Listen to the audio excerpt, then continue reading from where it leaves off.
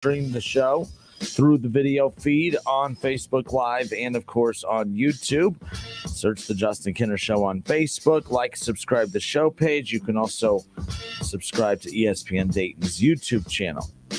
So the Cleveland Browns last night, Kev, victorious. And as I was joking earlier, like I've been saying all week, Cleveland, they don't need their first stringer.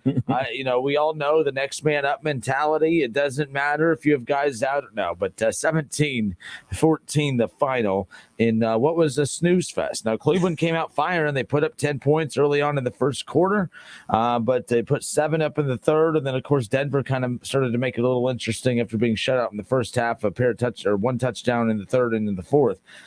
But last night it got me to thinking, I'm watching Case Keenum completed 21 of his 33 pass attempts. It didn't look as if Stefanski had to call that much different of a ball game, but I will say Baker Mayfield is a better quarterback than Case Keenum. I think that was obvious last night, but in Case Keenum's defense, he did what any good backup should do. Come in, run the offense, put your team in position to succeed, and that's what he did. Threw 1 touchdown, didn't turn the ball over, only sacked once, and, of course, that helps. And then Dearness Johnson, of course, 22 carries, 146 yards and a touchdown. That was really the big storyline right there. Leading receivers last night, Kev, Jarvis Landry, 5 receptions, 37 yards, no touchdowns. And then, of course, Austin Hooper had a pair of receptions, as did Odell Beckham Jr. But Odell Beckham Jr. is really what I want to talk about now. What's really frustrating about the perception of Odell Beckham Jr. is that he is somehow a victim in Cleveland. And the one thing I'll give OBJ is he doesn't make himself that way. Mm-hmm. I will give him that. For everyone out there that likes to bury OBJ and say he's a cancer in the locker room and everything, he has not been that in Cleveland. In fact, every time he's on the mic, he's praising Baker. While everyone's burying Baker, he's praising Baker. He's propping up the offense. He did say, yes, he would like the ball, which, by the way, that's not a bad thing to say. I would be concerned if your number one wide receiver said, I'll just take what they give me. So I've never had an issue with OBJ as far as that's concerned. But what I have an issue with is the way that people defend OBJ as if he is just being totally misused in Cleveland. And maybe you can make an argument of that to some extent. But Robert Griffin III, RG3, said that the Browns need to trade. He tweeted this out, that the Browns need to trade OBJ because they don't feature him. Some games they don't even try to throw it to him. Their QBs don't seem to be able to sync up with him on the deep ball or any other route. He is way too talented to be this poorly utilized. Oh, and now he is hurt. So, Jake Trotter covers the Browns for ESPN, Kev, and he debunked that theory because I hear all like First Take and Get Up, and I just hear analyst after analyst after analyst say that they're not looking at him, that they're not utilizing him correctly, that they're not using him right. Jake Trotter said OBJ has a target rate. He has a target rate route run of 25%, which means he has looked at more than Justin Jefferson, Keenan Allen, CeeDee Lamb, the Bengals' Jamar Chase, Cortland Sutton, Tyler Lockett, and Julio Jones. So good for Jake Trotter because I don't understand like how to go look up all those like little advanced stats in there and all that. But like he debunked all of that. He's like, we got to stop saying that he's not being targeted. Half the plays are drawn up for him to be the number one option. Half the time he doesn't create space anymore. I mean, no one brings that up, that he's not creating space. He's not wide open. Yes, there's times where Baker has missed him, or Keenum, whatever. But you also, I do believe that you have to avoid the argument of, oh, they didn't look at him on a particular play, when how many times does the dude drop wide open passes? Mm-hmm. I still remember that last game the game before against the Cardinals. Baker Mayfield was moving the team down the field. There he was right there inside the 5 for the first down in his hands, and he dropped it. Like there's just way too many of those. He had a drop last night. Like there's just way too many drops. I'm not anti-OBJ. But I do hate the way that it's being framed as if, oh, poor OBJ, we got to get him out of Cleveland. These issues, I mean, you just said it. You can't sit there and say that he's not being utilized, that they're not looking at him. He's being looked at more in their offense than CeeDee Lamb, Jamar Chase, and all these others. And which is crazy to me, when I read that, I'm like, you got to be kidding me. Jamar Chase, that's like the number one target for Joe Burrow. They constantly are looking to find a way to utilize him. So I really love that Jake Trotter debunked that earlier today. Yeah, man, that stands out to me a ton because I was one of those people that says, like, maybe they're not drawing plays up for him because he's not getting open. And apparently that's not true. So I'll go back to what I've been saying for the longest time, man. 2016 was the last time he was an effective player, a star player in the NFL. I mean, that playoff after when they played the Green Bay Packers, where he had a ton of those drops and everything like that. After that, he hasn't been the same. He hasn't been the same player since then. Yes, he's been injured that following year in New York. Then he had another season in New York where it was, went over 1,000 yards. I almost look at receivers going over 1,000 yards, starting and star receivers going over 1,000 yards, just like the running back thing. Yep. More so now than ever. Yeah. The pass heavy offenses now. Pass heavy offense, and every rule in the book is made up for the offense to score points and to get yards and everything like that. So that's why I'm a person that says I don't really look at the stats, but this is a stat you definitely can look at. You can look at drop passes and you can look at touchdowns. So after that 2016 season where he had 10 touchdowns, 17, 3 touchdowns, 18, 6 touchdowns, 19, 4 touchdowns, last season, 3 touchdowns. Yes, he was hurt last year, but if you're the number one receiver, you need to be double digit touchdowns, double digits. You need to be getting in the end zone. That's what they're paying you for. And that's what they want you to do. Like, you're the guy that they're going to and everything like that. So for me, he hasn't been the same player. He has had the dropsies for whatever reason. And I just don't think he's that player anymore. And I just can't get over the fact that he's the number one wide receiver and he drops the ball so much. Like, that is something that I just can't get behind, man. And I've been saying it for a while and people just don't understand what I'm talking about. Well, maybe you will see it when they try to blame it on Baker while he's dropping passes. I don't know why that would be on the quarterback if it hits you in the hands of your wide receiver.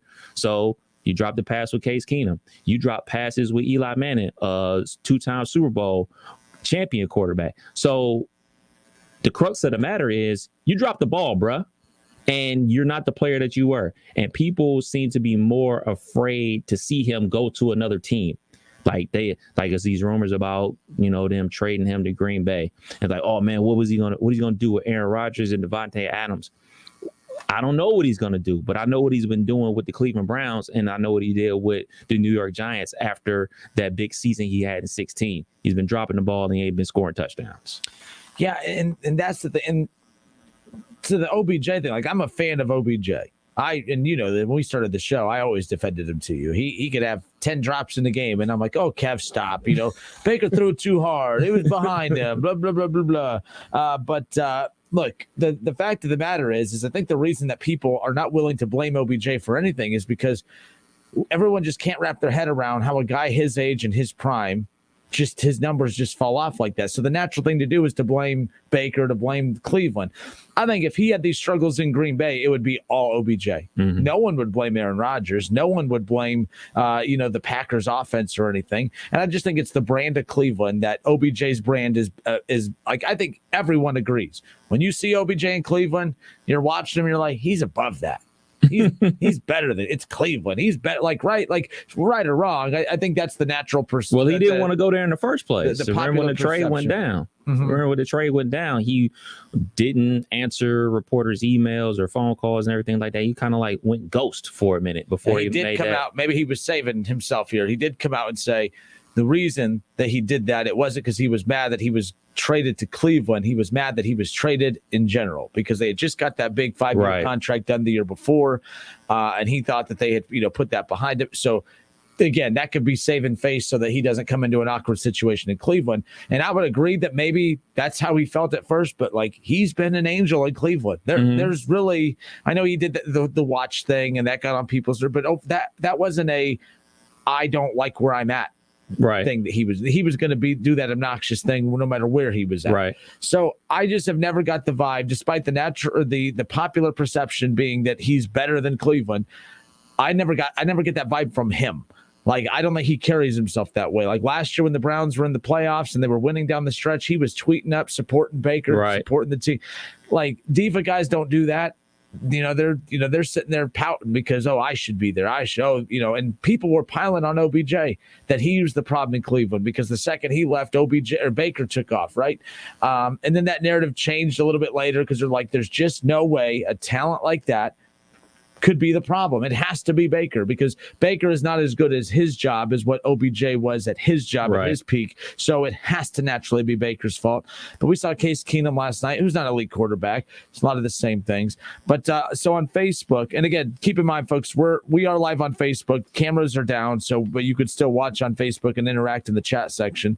Keith Tolliver says, OBJ is coming off of a serious injury, no preseason. Relax, people. OBJ is getting better each week. You see it in his play. Last night, beautiful route, wide open, has to wait for the ball. Boom, safety has to come to cover 30 yards for a pass breakup.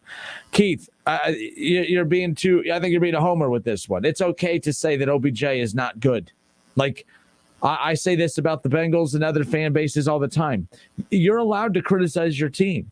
You're allowed to call out your play. It doesn't make you a bad fan to sit there and say, yeah, OBJ, I don't know what his problem is. But for the money he's making, for the personality he has, for the everything that comes with OBJ, it's not acceptable. Because Jarvis Landry has no problems getting the ball. He doesn't drop it. You don't miss anything with him. Jarvis Landry is the team's best wide receiver. OBJ is paid like the team's best receiver. And what I'm frustrated with is guys like RG3 and others. And I think, look, a lot of these guys are friends with OBJ, so they're looking out for their guy. I get that. It is what it is. Like Stephen A. Smith last week, I heard him say that the Browns are intentionally not getting him the ball. Why would they do that? They desperately need a guy to help, spread the field like that, especially with Jarvis. Why would they intentionally not get him the ball? This situation is making people say the most craziest things because, Kev, there's no answer to it. Right. We have no idea. So then you get people making dumb comments like Stephen A. Smith saying, they're purposely not getting him the ball. And RG3 saying they're not featuring him in the offense. Well, that's not true because Jake Trotter, and I love that stat. And Trotter, too, he's better than me because when I have something to prove someone wrong, I come across very arrogant and annoying. Jake Trotter just casually just dropped it. He goes, actually, he's targeted higher than Justin Jefferson, Keenan Allen, CeeDee Lamb, Jamar Chase, Lockett, and Julio Jones. I mean, and that shocked me, by the way, because I was starting to believe that narrative. Yeah. I was starting to believe that they weren't targeting him. And I thought that when he came back, what I thought Baker's problem is that Baker did not have success with him at the beginning. Almost said that. Well, that was weird. Yeah, he had success after OBJ left. And then now that OBJ is back, I wonder if Baker believes that narrative that, man, when I focus on him, I don't play well. So now Baker is almost trying the opposite of I cannot focus on him. It's like he's purposely not focusing on OBJ, which then it's just this mental game that he's trying to get over. So I don't think it's a vindictive, I'm not passing him the ball, but I think Baker is in the midst of trying to do the right thing of not force feeding him the ball. It is throwing the offense out of sync. I just think OBJ, they should trade him. Kev, I'm fine with that. If he goes off to somewhere else and then explodes again, I'm not going to criticize Cleveland for that. Something's not working. It's very strange. It's very weird. But you know what? Jarvis has no problem being utilized in the offense. Kareem Hunt was the team's leading receiver before the running back, their running back. The running back, Kareem Hunt, is the team's leading wide receiver. At least he was heading into that Cardinals game. So I just find this very strange, and it's going to be interesting to see where it goes. If you're Cleveland, do you trade him? Yes. You see what you can get for him. You see if you can just pile up some more draft picks. You got to do something because this is not working. Even if they don't trade him, I think this is going to be his last season with the Browns. And, elite receivers, no matter who the quarterback is, they produce. I mean, Terrell Owens was producing with the Buffalo Bills. I thought he was I thought at he the was age really of bad. 37. Yeah, when he at the back end of his career, I thought he didn't produce. I don't know why I watched him growing up. I don't know why I thought that he produced with the Bengals. Like he wasn't bad with the Bengals, and I'm like, that dude just delivers. Like the guy just was always there. That's what happens. I mean, even Randy Moss, his years with the Raiders, those were quote unquote down years for him. He still was producing. You know what I'm saying? So the thing about it is, We can talk about the watch. We can talk about the shoes. We can talk about the hair, yada, yada, yada, all those things that really don't mean anything. It's about the production. Are you producing? And he's not doing that right now. And, we can talk about the injuries and everything like that. But, at some point, we got to look him in the mirror, or he has to look himself in the mirror and realize, like, man, I'm not producing the way I'm supposed to. Mm-hmm. And apparently he's getting the opportunities, more opportunities than other receivers. So what seems to be the problem? Do we need to start asking Coach Stefanski, are we utilizing him the correct way? Because I think I know a lot of football, but obviously those guys know way more football than me. From what I can tell and from what I see, when he does have the opportunities, he drops a lot of passes. Last year, he was not dropping the ball. Yes, he ended up getting hurt last year, but I was ready to eat my words last year. Last year, it looks like he was about to break out. I know you and I differ about that, that Dallas Cowboy performance he had. I really don't care how he's producing, long as he's producing. If it's on trick plays, if it's on in and arounds, he's an explosive playmaker. So if he's making those plays, I don't care. So I was ready to eat my words until he ended up getting hurt. So do we need to give him this season, see how this season plays out? Do they owe it to him to do that, to see if he can get on the same page as the quarterbacks and everything like that, to see if he can get that production back up to the way they expected it to be? That I don't know, but I would really want to see him produce. I want to see him make plays. And right now he's not making plays at all. And then you got to think about it like this. Also, Baker's hurt. So now you're going to be, what are you going to be juggling quarterbacks? You're going to be going from Case Keenum 1 week back to Baker until he gets hurt again, then back to Case Keenum. You're not going to get in no rhythm that way if that's the problem. If the problem is you can't get a rapport with your quarterbacks, if you keep flip-flopping quarterbacks, there's no way to get into a rhythm. Yeah, and see, the other thing, too, so Bengals fans, I need you to scoot into your speakers. You're going to enjoy hearing this. You're going to love this. I am jealous of Joe Burrow and Jamar Chase. Because what those 3:31 p.m., October 22nd. I'm under the weather. I have a migraine like you would not believe today, folks. So maybe, maybe it's the, 800,000 milligrams of ibuprofen I've had. I don't know what it is, but I feel a little weird. I had an apple. I don't even eat healthy. Kevin gave me an apple a little bit ago. Everything that I'm watching between Joe Burrow and Jamar Chase, like that's what's supposed to happen when you drop an elite receiver in an offense. And Jamar Chase, as a rookie, yes, is that. I said it. He is. I mean, of course, I said it. I shouldn't have to say it. I think everyone knows it. Who cares? Even if I didn't say it, even if I said it Jamar is now Chase law. Kinner it said doesn't matter. Yeah, because Kinner said it. Jamar Chase is elite, right? But no, in all seriousness, like that is exactly what is supposed to happen.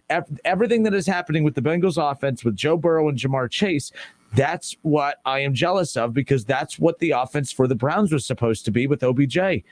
Because people ripped the Browns for going to get OBJ. I love that they did it. I didn't like that they did it at the expense of Zeitler and the offensive line back when they originally went to go get him.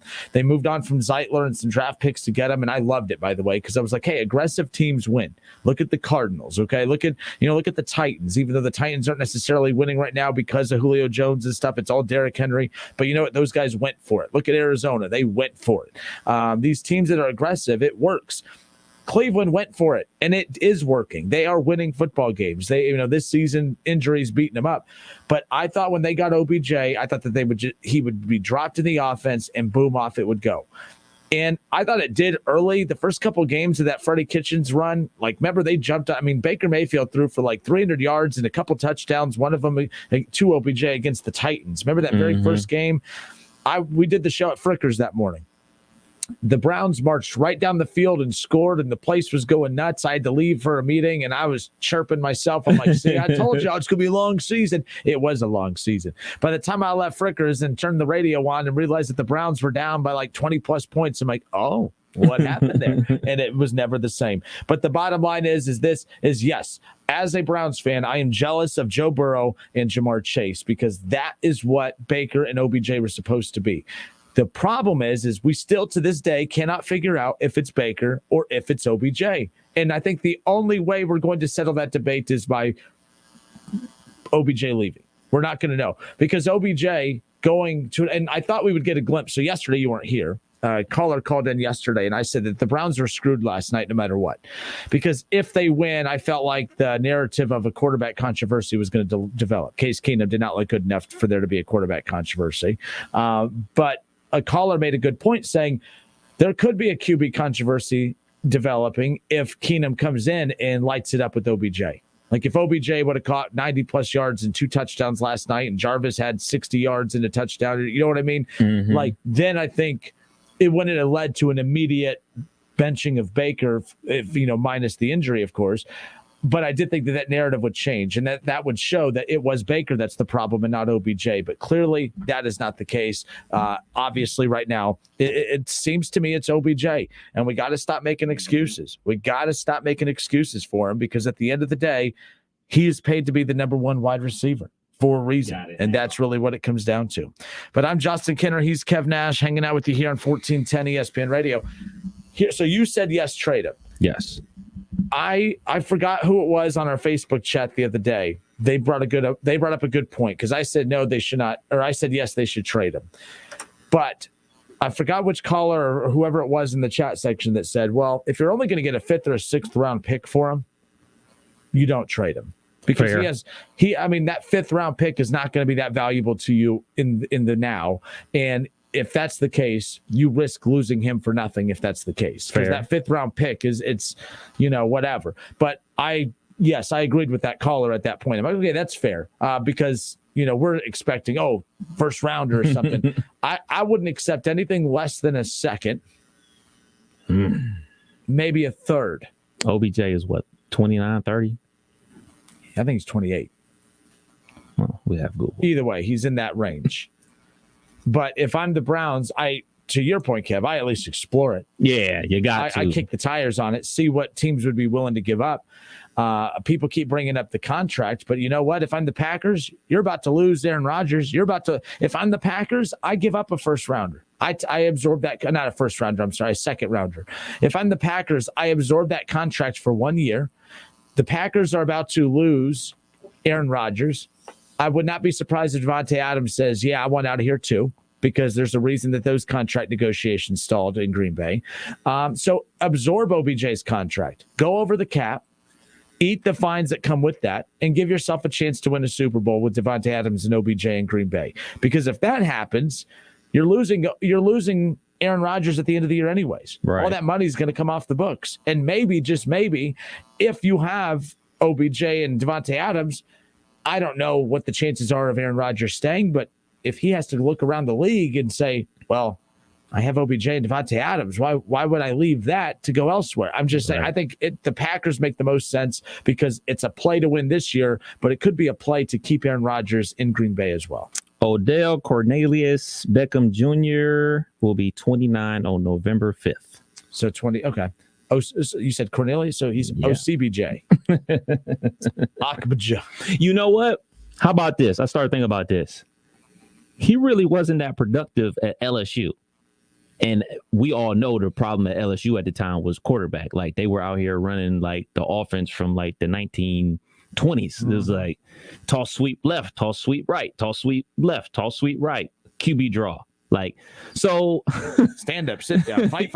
Like, and neither was Landry. Like, they weren't putting up the crazy numbers. I mean, granted, like offense has definitely changed, especially in college football since then, but like they weren't putting up like 1,000 yards, even 800 yards as college receivers. It wasn't that Joe Burrow, Jamar Chase, Justin Jefferson offense, right? From LSU from years ago, right? And granted, like these versions of college football weren't then that what they were then when he was in college and everything like that. But like it just seems like, man, like he can't find a rapport with a quarterback, and the only quarterback he had a rapport with was Eli Manning for that short stint, like that first 5 years in New York. So it's like, man, like so if he's actually traded from the Browns, and I'm bringing up every Browns fan's worst fear, if he's traded to Green Bay and Green Bay goes on to win the Super Bowl and he balls out of control, I don't necessarily think that the Browns would be kicking themselves like, oh, man, we messed up. We didn't do it right. We shouldn't have traded him. Maybe he can only play with like Hall of Fame quarterbacks or something like that. Like, because he What did. do you mean? Because disrespect Case Keenum like that. the guys and the coaches at LSU couldn't figure out a way to get him the ball. Mm-hmm. They couldn't figure out a way to get him the ball with the Browns. They couldn't figure out a way for him to catch the ball his back half of his career with the Giants. And if he goes somewhere else and balls, it just is what it is at this point. Yeah, I don't think it's egg on the Browns' face if that happens, mainly because, especially if this happens, OBJ goes down last year. The offense was better. Whether it was just the timing of we're, 6, 7, 8 games in now to the season, and the offense is clicking under new head coach Kevin Stefanski at the time. I don't believe in coincidences, so I don't know. I have a hard time believing that perfect timing happened, that all of a sudden that was the week that Stefanski's offense clicked for the Browns and Baker Mayfield. And it also happens to be the same time that OBJ goes out and Baker is in that shootout with the Bengals. Remember that one, between him and Burrow? That was fun. But yeah, so Bengals fans, I know you are used to me taking shots. I might be taking some type of shots because I just complimented the Bengals. I'm jealous of Joe Burrow and Jamar Chase because all this talk of OBJ, it's frustrating because that is what the Browns were supposed to be, or at least not the Browns, but that aspect right there of the Browns offense is what was supposed to happen. That's happening in Cincinnati. That Joe Burrow, Jamar Chase thing. There you go. Brian Schwederman on Facebook, Kev says, no need to be jealous, Justin. It's not too late to make the right choice. You can join the Bengals bandwagon. Hooday. Nah, I think I'll pass. But see, I give him an inch, you take a mile. So I stand corrected. His junior year, 59 receptions for over 1,100 yards and 8 touchdowns. His junior year, OBJ's junior year at LSU. Who was their quarterback that year? I'm going to find that out. For LSU? And 13. But 518-1410, by the way. Let's open up the phone lines. Browns fans, Bengals fans, it don't matter. I'm just curious your guys' thoughts on this. A generic question of should the Browns trade OBJ, but I'm curious people's thoughts on what the actual issue is. Because last night there was, I'm tired of hearing that, it's Baker Mayfield, it's Case Keenum, it's always everybody else. It's never OBJ. You have RG3 saying, no, the Browns don't feature him. He's actually featured in the Browns offense more than CeeDee Lamb, more than Jamar Chase, more than Justin Jefferson, more than a lot of the Julio Jones. I mean, that's a lot of elite wide receivers on that list that he is actually from those stats that Jake Trotter, who covers the Browns for ESPN, provided.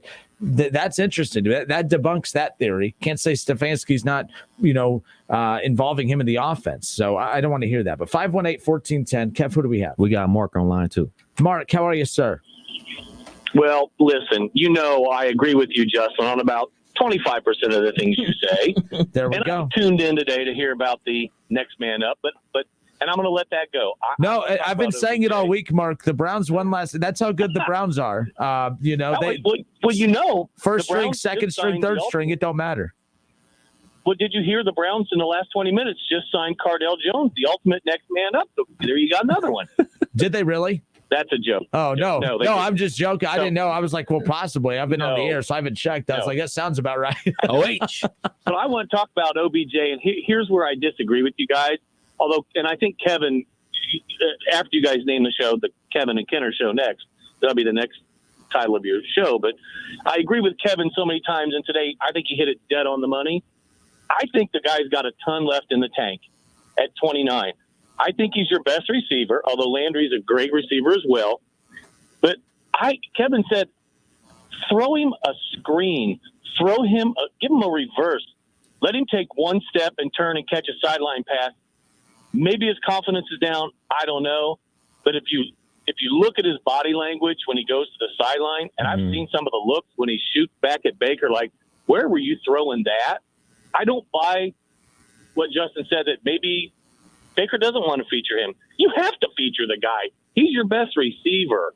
No, real quick, can I chime in real quick on that? If I shaped it that way, that's not. I didn't mean it like that. What I meant is that Baker was getting beat up so much about, man, he from the time the play starts, his eyes are locked on OBJ.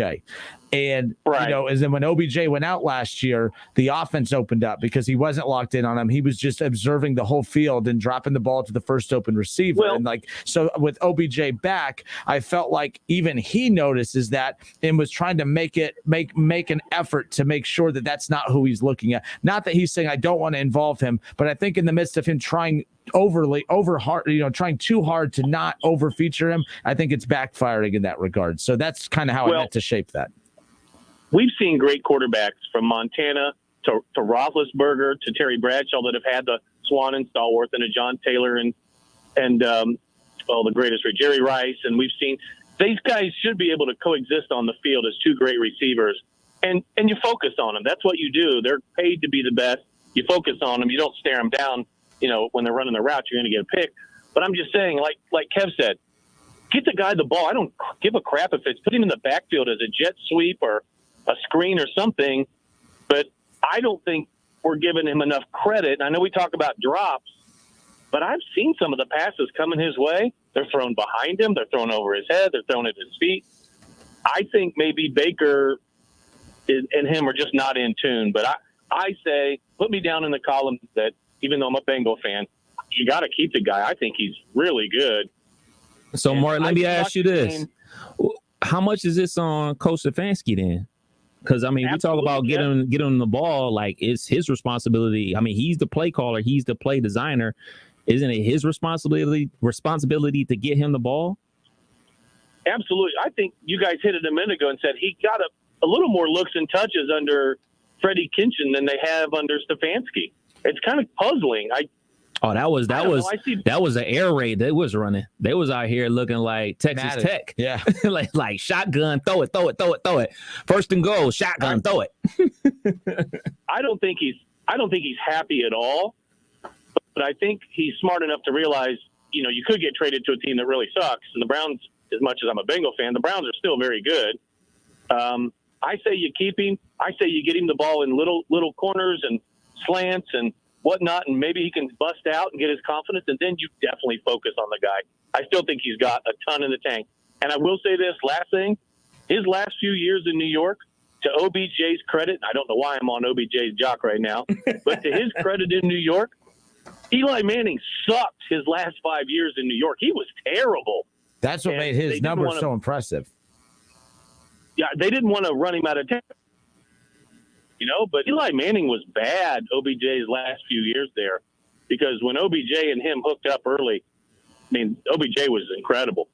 But I just say at 29, he's got a good 5, 6, 7 years. You let him ride and see what happens. Get everybody back healthy in Cleveland and make a run. But I really wanted to take a Justin and take a dig about next man up, but I had to go on OBJ. So I'm a big believer, Mark. I'm a big believer in the next man up. I'm telling you, I've been preaching it all week. The Browns, no excuses. I'm not buying anything you say because yesterday, we need to lose this game. We should lose this game. You never wish a loss on your team. No, I said yesterday was a lose-lose. I said it was a lose-lose no matter what. I said if they win. No, it's not. You're 4-3, and if the Bengals can upset the Ravens, then everybody's back in it.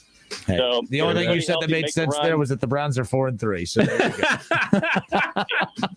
My fault. No, Mark, you have a good weekend. Put me down in the column and don't trade the guy.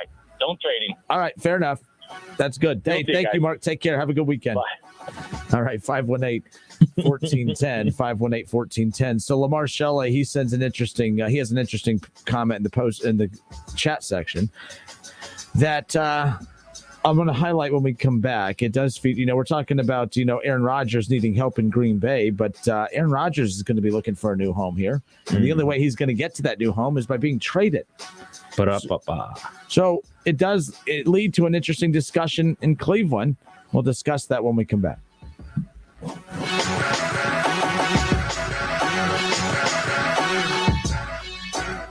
It's the Justin Kinner Show with Kev Nash on 1410 ESPN Radio. Hi, this is Eddie Sorrell, Body Shop Manager at Germain Honda of Beaver Creek. When you need a dependable body shop, we're here to help, repairing all makes and models. Our technicians have over 125 years experience. That means we can repair your vehicle quickly and efficiently.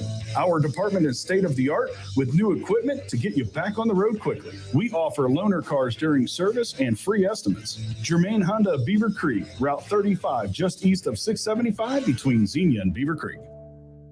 Are you one of the millions of homeowners who haven't refinanced yet? If so, I'm here to tell you it's not too late. Hi, I'm Wesley Hogan with Westland Financial. Although the lowest rates may be in our rearview mirror, as the economy recovers from the biggest economic shock of our lifetime, rates still remain near historic lows. In fact, with the dramatic increase in home values, this may be the perfect time to put that new home equity to work. Take advantage of our cash out refi program and pay off high-rate credit cards, car loans, or other high-interest rate debt. Or finally make those home improvements you put on hold for so long. Best of all, we can do this with no closing costs. That's right. Whether it's a conventional, FHA, or VA loan, we'll pay for your title, settlement, lender, and recording fees. So call Westland at 888-455-3669. That's 888-455-3669. It's the biggest no-brainer in the history of mankind. 888-455-3669. Paid for by Westland Financial. NMLS number 3304. Not all loans apply. Equal housing lender. The Kinner's Cash Contest is a company-wide contest for your chance to win $1,000 daily. No purchase necessary to enter or win. You will receive an email confirming entry. One winner will be chosen for each day. Contest is open to U.S. residents 18 years or older. Contest is sponsored by participating Alpha Media stations, Aptivada or their parent, subsidiary, and affiliated entities, advertising agencies, promotional partners, and members of families or households are not eligible to enter or win. Odds of winning depend on number of entries received. Contest is subject to all applicable federal, state, and local laws and regulations, void where prohibited. Participants must sign all contest release and waiver forms to be eligible to win the prize. The contest begins on Monday, October 4th, 2021, and ends on Friday, October 29th, 2021. To participate in the contest, you must listen to the participating radio station at the specified times and enter the word that wins at wingam.com. Contest sponsors are not responsible for technical failures or malfunctions of any kind. For full contest rules, please visit wingam.com. Decisions of station management with respect to the contest are final. Hear that? That's the sound of a man guarding his home around the clock. Because he has 24/7 professional monitoring from Simply Safe Home Security. With 24/7 professional monitoring, Simply Safe keeps watch night and day. If there's trouble, Simply Safe alerts them and will dispatch emergency help when needed. Protect your home and your sleep. Take 30% off a new system at simplysafe.com today. But we have a truck leaving with a big order on Tuesday. Tina's floor manager retired, leaving her tortilla factory flat out. What do you mean she's on a silent retreat? She must fill the role and all those orders. I'll oversee production. Indeed can help her hire great people fast. I need Indeed. Indeed you do. Schedule virtual interviews and talk to candidates right from your employer dashboard. Visit Indeed.com/credit and get $75 towards your first sponsored job. Terms and conditions apply. When getting the job done right is job one, you need construction equipment that's built right. From compact track loaders to the world's #1 selling compact excavator, the Kubota construction lineup features durable Kubota engines, more comfort, and the versatility to do it all and do it right. Visit your local Kubota dealer today. Go to KubotaUSA.com for full disclaimer. See Columbus Equipment Company, 7570 New Carlisle Pike in Dayton. Nothing protects your engine better than AMSOIL lubricants. Get ready for winter. Protect your investment. AMSOIL, the first in synthetic since 1972. Come out to Homestead Feed and Supply, 1833 North, Dayton Lakeview Road. Tell them the Colonel sent you. Home delivery becoming a bit boring? Then isn't it time to visit one of Marion's Piazza's 9 Dayton area locations for some award-winning pizza? Marion's has been delivering the taste, the quality, and the value for over 50 years. So it comes as no surprise that Marion's Pizza has been voted Dayton's best pizza in over 40 local surveys and ranks #1 in the nation by Pizza Today magazine. Next time, why not come in for the pizza that really delivers? A Marion's Pizza. After all, we at Marion's believe that quality speaks for itself. Attention Class A CDL drivers. Looking to be more than just a number? Yoel Transportation in Dayton is looking for drivers with at least 1.5 years experience. Yoel has open positions for no-tarp flatbed drivers and no-touch regional or local van drivers. Yoel is ELD compliant and offers 401k with match, medical, dental, vision, holiday pay, vacation, safety bonuses, and now has a rider policy. Call Rick or Joe at 937-294-5933 and ask about the $5,000 sign-on bonus today. Monster Jam fires up the engines. The legendary Gravedigger, Megalodon, and more compete in intense competitions of speed and skill. This year's championship lineup includes world record holders who push their trucks to the limit. Experience full throttle family fun. Monster Jam. Coming to Wright State University Nutter Center, October 29th and 30th. Brought to you by BKT Tires and Direct Auto Insurance. Visit monsterjam.com for event details. Dutch Boy Platinum Plus. It's only paint. It's only paint that comes in a twist and pour container. It's only paint that will transform your den with just one coat of salted lavender into a writer sanctuary. It's only paint that will help you become TV's hottest writer, where you'll meet this guy. Hey. Who starred in that thing. Now that's a twist I didn't see coming. Dutch Boy. It's only paint. Only easy opening, smooth pouring, change your life paint. Only at Menards. Get 11% off everything, including Dutch Boy paint. Some people think fall is the best time of the year. It may also be a great time to consider getting vaccinated against COVID-19. Brought to you by BioNTech and Pfizer. There's confusion about how to protect yourself from COVID. One thing is certain, whether you're vaccinated or not, you need an accurate thermometer to check for fever, the leading sign of flu and COVID. Be vigilant and contact your medical provider at the first sign of fever. Don't rely on non-contact thermometers that have no scientific studies. Only the Exergen temporal scanner thermometer has been proven accurate in more than 100 clinical studies. Learn more at exergen.com. There are many ways to catch the Justin Kinner Show with Kev Nash on 1410 ESPN Radio, weekdays from 3 to 6 p.m. You can catch it live right here on 1410 Wing AM, or you can stream the show at wingam.com. But now we have another way that you can take in the show. You can now watch the Justin Kinner Show with Kev Nash live on ESPN Dayton's Facebook page. Listen, stream, watch. It's the Justin Kinner Show with Kev Nash, weekdays from 3 to 6 p.m. on 1410 ESPN Radio. Nobody protects you from mayhem in Ohio like Allstate. I'm a broken traffic light. Stop and go is the name of my game. It's easy. You go, they go. Or was it they go, you go? And if you have the wrong car insurance, these repair costs could stop you in your tracks. So get Allstate's new low auto rate and be better protected from mayhem, like me. Not available in every state, based on coverage and limits selected. Subject to terms, conditions, and availability. In most states, prices vary based on how you buy. Allstate Bar and Casualty Insurance Company and affiliates, Northbrook, Illinois. 5G is here, but the big carriers want you to sign a pricey long-term contract to get in on the action. Well, no more, because Straight Talk Wireless has rolled out 5G coverage nationwide, with plans starting at just $35 a month with no contract. And get a Samsung Galaxy A32 5G for only $299, all on America's best networks. 5G coverage, 5G phones, less money. Straight Talk Wireless, no contract, no compromise. 5G capable device required, actual availability, coverage, and speed may vary.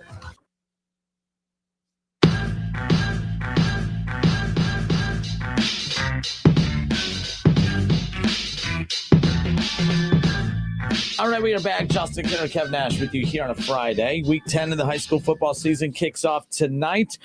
I'll be live at Wayne High School as the Wayne Warriors welcome in the Centerville Elks for Week 10 high school football action. The playoffs begin a week from tonight. And by the way, I know this because, yes, we're 10 weeks in, and I know this because I have a calendar and the playoffs start. But we know this because it's cold as hell outside today. When I walked out for the first time that I walked out, I'm like, oh, man, I just felt that chill in the air. It's like, man, it's football season, but that chill also, like, I get goosebumps about basketball season. Hoodie season. Oh, yeah. Wright State, UD, both tip off the season coming up here in a few weeks as well. We had Talking Out Loud with Sully last night, every Thursday from 6 to 7 p.m. It's our, of course, our hour-long Dayton Flyers basketball program dedicated to, of course, all things UD hoops. So hang out with Sully every Thursday night from 6 to 7, talking all things UD hoops moving forward, excuse me.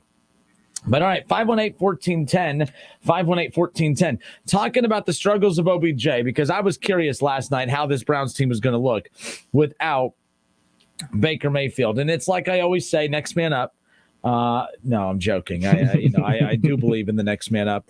I talked about this yesterday. Like, people get so caught up with, oh man, look, they have 20 guys on their injured list or whatever, on their injured reserve list. I'm like, well, I mean, if there's 20 guys on there and they're all rotation guys, I mean, everyone plays a role, don't get me wrong, but I do believe that there is something to be said about quality versus quantity. If the Browns only had 5 guys out and the other team had 20 guys out, but those 20 guys aren't any of the main star players, I think it's still a bigger loss for the Browns not having those guys. But it was a huge plus for the Browns when they found out that they got OBJ, they got Jarvis Landry, D'Ernest Johnson. I mean, if he was the real MVP last night, I don't think anyone debates that. If it wasn't for him, they don't win that game last night. Someone did have to step up. But the reason that was such a big deal is because it just wasn't expected. You don't expect the third string running back to pop off for 140 yards and a touchdown. You don't expect that. So I was expecting a little more from Case Keenum. He's the $6 million. Let me ask you this. They got the win, so $6 million well spent. But Definitely. Did that look, I mean, did Case Keenum look like he's head and shoulders better than the Bengals' Brandon Allen? And I bring that up because Brandon Allen for the Bengals is your typical backup quarterback.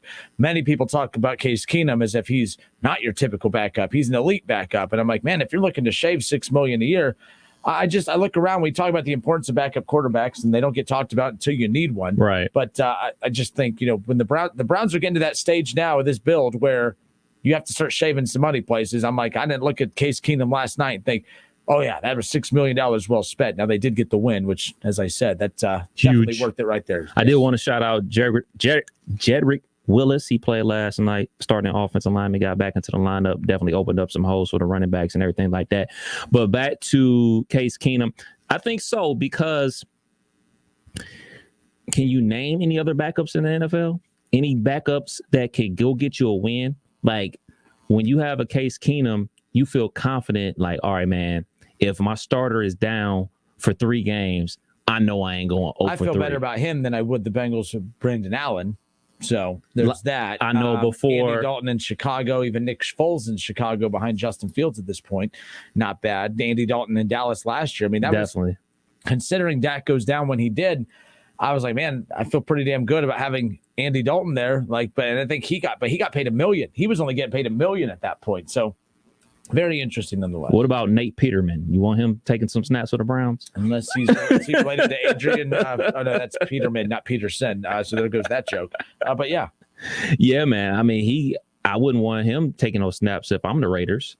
Like, I would almost guarantee we're going to lose a game. So whenever the backup quarterback starts a game and helps you win the game, whatever you paying him, I think it's money well spent. Mm-hmm. Even if it is $6 million. I mean, he earned his money last night. I mean, you think about that fourth down where he scrambles and picks up the first down, they end up scoring a touchdown on that drop. Like, that's huge because the final score was 17-14 and everything like that. But like, it wasn't like, oh, the lane clear wide open and I got the first down and I got down. Like, he had to break a tackle to get that first down. So he put everything on the line, and it was a short week just for like everybody else. So he hasn't got an entire week of snaps, like, all right, preparing an entire game week to get rhythm with the wide receivers who were coming off of injury. Both of the starting receivers who were coming off injury. The guy that he probably had most rapport with, Donovan Peoples-Jones, he didn't even play last night. Mm-hmm. So I think he was put in a rough spot as well. You know what I'm saying? He wasn't out there with all the weapons and all the toys that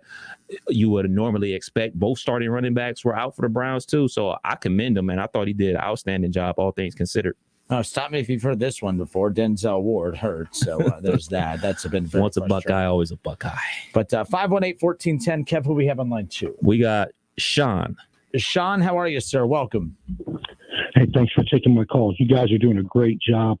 And there's so many areas, so many different angles to come at this. So I'm just going to present my question and hang up and listen to your answer. Okay. If Beckham has to have that unorthodox pass to be a quality catcher, is he worth it? And that said, who do we get rid of? I mean, do we get rid of Hunt? We get rid of Chubb? We got to keep Johnson after yesterday, don't we? Have a good day, gentlemen. Hey, Sean, and thank you for the kind words to start. He asked a couple of questions there, and to your point, so earlier, and then when Mark called earlier, and then your point about OBJ, like about the way he was used in the Dallas game, just some trickery stuff. I agree with what Sean just asked because he goes, well, when it comes to OBJ, if you have to work that hard to drop these weird little gimmicky type plays to get him involved in the offense, that you're working too hard to get your number one wide receiver involved in the offense. I agree with them on that. Like, look at Jamar Chase. You just tell that mofo to just run straight down just keep running. And then when you think you've ran too far, just keep going some more. Like, and Justin Jefferson, same thing in Minnesota. It's just like those guys, like they're not having to overly work them into the offense. So I know you still got to find a way, though. Yeah. You still got to find a way. But to Sean's point, that's not when you're paying him that much money and you have to go out of your way to get these plays for him to be involved in the offense, you're not a number one then. Because Jarvis, he gets his numbers. He gets his stats. He gets his catches. He produces, and that all comes within the natural flow of the offense. They're not having to do these screen plays. They're not having to do these reverse sweeps and everything else. So I see what Sean's saying there. I do agree with him on that aspect. And to your point, yes, if you're Stefanski and it's not working, you got to come up with something. You can't just sit on your hands and just keep having him run down the field and nothing happen with it. But at the same time, you're the number one wide receiver. Like, it should come easier to you. Like dropping Jamar Chase. I said it earlier. I'm jealous of the Bengals. You drop Jamar Chase in there, and boom, the whole offense opens up because of that addition. That was what the impact of OBJ was supposed to be in Cleveland. I guess something we got to ask KB maybe on Sunday. When you are a number one receiver and you're not clicking with the quarterback, what do you do? What are you doing? What are you and the quarterback supposed to do to get on the same page? Like, what should they be doing? Like, should they be running extra routes after practice? Should they be watching film together to try to see, like, what they should be doing in coverage? Like, what should they be doing? Because whatever they should be doing, they're not doing. This is year 3. I keep hearing people like, I think it was Keith Tolliver earlier, given time, he's starting to get better each game. It's year 3. And we don't have time to give him time. Like, we're out of time as far as that's concerned. But we got to step away for a few moments. We'll pick up with this 518-1410. 518-1410. We'll give you our Week 7 NFL picks for the remainder of the game. Kicking off on Sunday. We'll give you our upset alerts for college football and dive into that. Ohio State on the road at Indiana tomorrow night, 7:30, the kickoff. We'll get to all that, hour 2 next.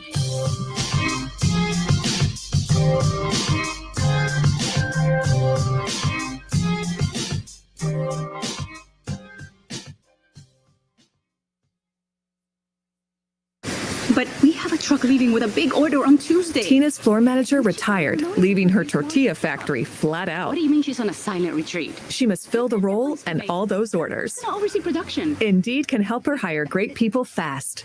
I need Indeed. Indeed you do. Schedule virtual interviews and talk to candidates right from your employer dashboard. Visit Indeed.com/credit and get $75 towards your first sponsored job. Terms and conditions apply. I usually start my day with a Vicks Vapo Shower. Surrounding myself with soothing Vicks Vapors prepares me for a busy day. After all that, I fill the tub and slip into a soothing Vicks Vapo bath to unwind.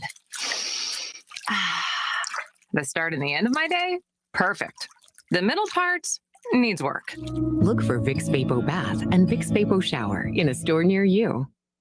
Looking for a career and not just a job? Then Dayton Progress is looking for you. Dayton Progress is the leading international manufacturer of tools and tooling components for the metal stamping industries and has immediate openings for their entry-level machinists. No prior experience is required, and Dayton Progress will train you, starting with the basics. They offer competitive wages starting at $15 per hour and up to $18 per hour with prior experience. New hires are eligible for merit increases after 90 days of employment. They also offer private health care, including vision and dental, free life insurance, a contributory 401k, promotions from within, company service recognition, and 100% tuition reimbursement to local state colleges.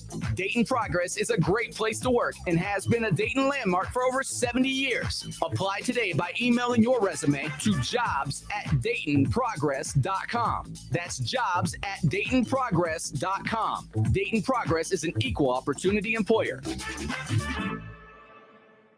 COVID hospitalizations of young people have tripled since summer. Talk to your doctor for vaccine questions. We can do this. Find vaccines near you at vaccines.gov. Paid for by the U.S. Department of Health and Human Services. WING 1410 Dayton. Dayton's ESPN Radio.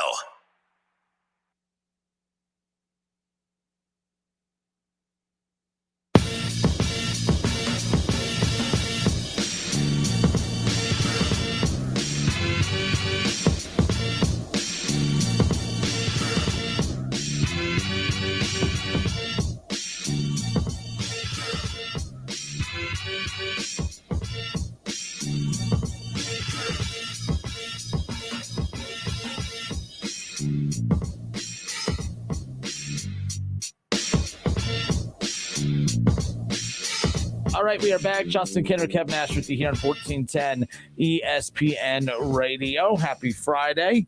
It is. So, the Browns victorious last night. We're about to move on from the Browns here in just a second, but I wanted to get to these final couple Facebook posts before we move on. Keith Tolliver says, Justin, come on, you're really judging Case after a game with multiple backups. I mean, yes, I am going to judge Case Keenum. I'm not holding him to that high of a standard, but I mean, come on, you're paying him $6 million. And it gives you 199 yards and a touchdown. And you had Jarvis, you had OBJ, you had a running back provide you 140 yards, and he was only sacked once for 5 yards. Baker Mayfield is the second most sacked quarterback in the NFL because he's been playing with the actual backups. I mean, he at least had a little bit more firepower last night. So, yes, I'm going to hold Keenum to a little bit higher standard. I mean, best backup in the league. I expected a tad more. You know, had he not had because Jarvis got, he was, brought back last night. Had he didn't have Jarvis, no OBJ, and no Kareem Hunt, no Nick Chubb, but your running back provided you 140 yards. Your offensive line provided you protection. You weren't playing a elite team. The Broncos are decimated by injury, so that's not the Broncos team that came into the season with all the defensive weapons. So, yeah, I was a little critical of Case Keenum last night. I thought that, to be honest, I think that he squandered an opportunity. Now, he's going to have more opportunities moving forward because we don't know the status of Baker Mayfield, but I think he squandered an opportunity mainly because had he gone out there, Kev, and move the ball up and down the field, and like they moved the ball up and down the field in that first quarter. Mm-hmm. Had he sustained that for 4 quarters and he finished with 300 yards and a couple touchdowns, one, OBJ, Jarvis, and all of a sudden that offense is moving with those receivers the way that it was intended to, he had an opportunity to throw his name in the hat to be the guy. With all the question marks surrounding Baker Mayfield, and I thought he didn't capitalize on it. Now, it's one game. He might be the starter against Pittsburgh a week from Sunday, and it could be a different conversation. But I thought that last night, Kev, he squandered that opportunity. That's all. Wasn't a bad. We got the win. That's all that your job is as a backup, is to go and get the win. But overall, I think that Keenum, I think his, I thought it was weird when Cleveland brought him over for that 3-year backup contract. No one does that. Like, he was brought over with the expectations of, okay, we're bringing you over because if this Baker thing doesn't work out, you're our guy. Well, everyone likes to beat up on Baker, but if that's the guy that's supposed to replace Baker, if Baker doesn't work out, I think we all feel pretty damn good about Baker Mayfield at this point.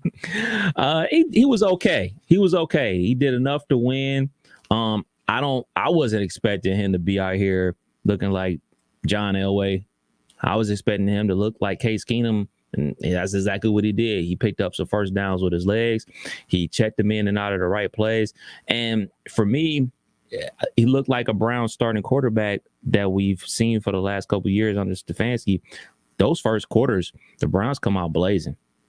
Whatever he's drawing up prior to the game, they normally score in the first quarter. They normally score touchdowns in the first quarter. So like you said, they moved up and down the field, especially in that first quarter. And it was really via the pass, those screen passes, the misdirection, screen passes and everything like that. They executed it pretty well. And in crunch time, when they needed a first down, the offensive line stepped up. I'm not sure if that was a check to play because it was an 8-yard play. Normally on a 3rd and 8, you pass the ball.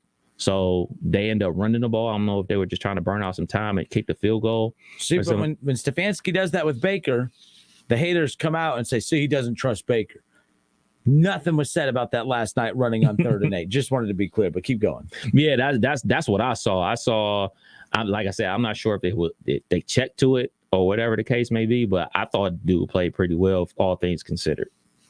All right, Justin Kinner, Kev Nash with you here on 1410 ESPN Radio. We're live on Facebook. Cameras are down, but you can still tune into the show that way. Some other Facebook, this comment comes in from YouTube, Kev. David M. on YouTube says, the only question I'd have about the play calling when it comes to OBJ is that if he hasn't lost a step, isn't hampered physically, why wouldn't you drop a few plays sending him deep? There's a lot of plays that he is going deep. Mm-hmm. It's just they're not getting him the ball. That's why I said earlier, I'm jealous of Jamar Chase and Joe Burrow, because the Jamar Chase, Joe Burrow connection is what we Browns fans were expecting when OBJ arrived in Cleveland. And that has not been the case whatsoever. And that's just that's the big talking point as far as what to do moving forward. Jake Mellon says Keenum has a lollipop arm. Man, 199 yards was plenty when the team rushes for 200. Well, that's not how that works. Baker doesn't get the benefit of when the team rushes for 200 and Baker throws for 199. I promise you, people are losing their minds. When Baker threw for 150 and the Browns won against Minnesota, people were saying, man, he's not the guy. He's not the guy. So we're moving the goalposts again. I'm just defending Baker. That's all. I'm just making sure that that's clear in case you guys weren't aware of that as far as that's concerned. But yeah, it'll be interesting moving forward. So the Browns off on Sunday. They get 10 days now.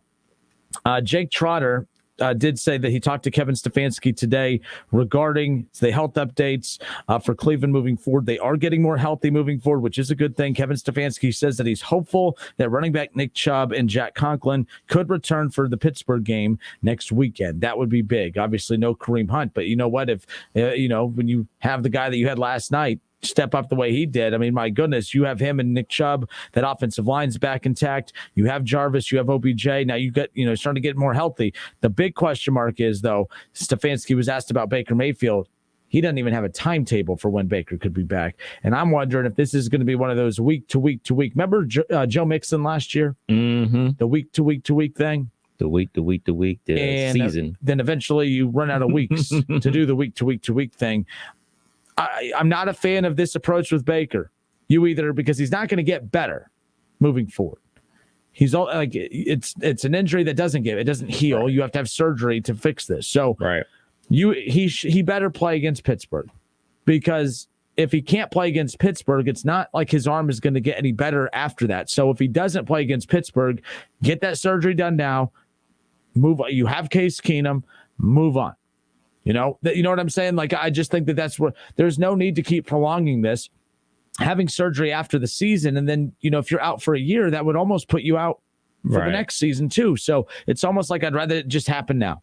Just get the surgery done now, get it over, rip the Band-Aid off. I mean, baseball teams have to make these decisions all the time with, I'm not comparing this to Tommy John. I'm just saying, but they have to make those decisions all the time. The timing of when to go do those surgeries. That was the big, who's the play? Oh yeah. Michael Thomas in New Orleans. Mm-hmm. It was a similar situation there. He knew he needed surgery and he waited until it was too late to get it, knocking him out for the start of the season. And that's what led to the issues there in New Orleans about that situation. So I think the Baker Mayfield situation is going to be interesting. How long before you think you hear the Browns and Cam Newton be mentioned? Oh man. Case Keenum's the guy. That's fine. But like, if Baker goes out and Case Keenum, isn't doing a lot, can you imagine kicking the tires on the idea of a Cam Newton, OBJ, Jarvis Landry, Nick Chubb type of deal? Oh, man. You wouldn't have to rely on Cam to be that heavy playmaker guy with his legs. Right. He had to do that in New England because they had nobody. Right. He had to, they were asking him to be the old Cam Newton. He wouldn't have to be the old Cam Newton. I think you would get more out of Cam Newton. Now, I'm not pushing that narrative, folks, so relax, Browns fans, but I do have to say, if Baker gets shut down for the season, you're going to need technically a new backup or maybe a new starter.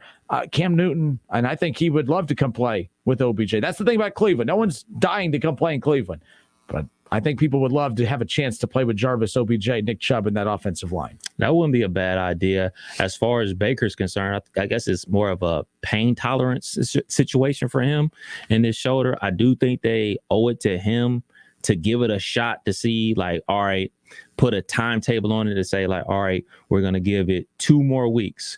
We're going to give you this 10-day respite off. We're going to reevaluate you going into the Pittsburgh Steelers game. If you're able to play in that game and you're able to go and you're fine or whatever, then we'll roll with it. But Like, if you're not able to go in that game, then we need to revisit the whole surgery situation, because if you're not able to play at all the rest of the season after the surgery, then what's the point? Like, if we're just going to continue the week to week, and then you put the surgery off until, I don't know, at the end of the season, who knows if you're going to be able to be throwing in mini camps and things of that nature. You're right. You want to get the surgery over with as soon as possible. But I know from the Baker Mayfield camp, and his perspective is like, well, I'm not trying to shut this season down. We got a good chance to win the Super Bowl, and I think I can handle the pain. So you do have to come to some type of agreement with the organization and the Baker Mayfield camp to say, like, all right, we got to put this 2 weeks.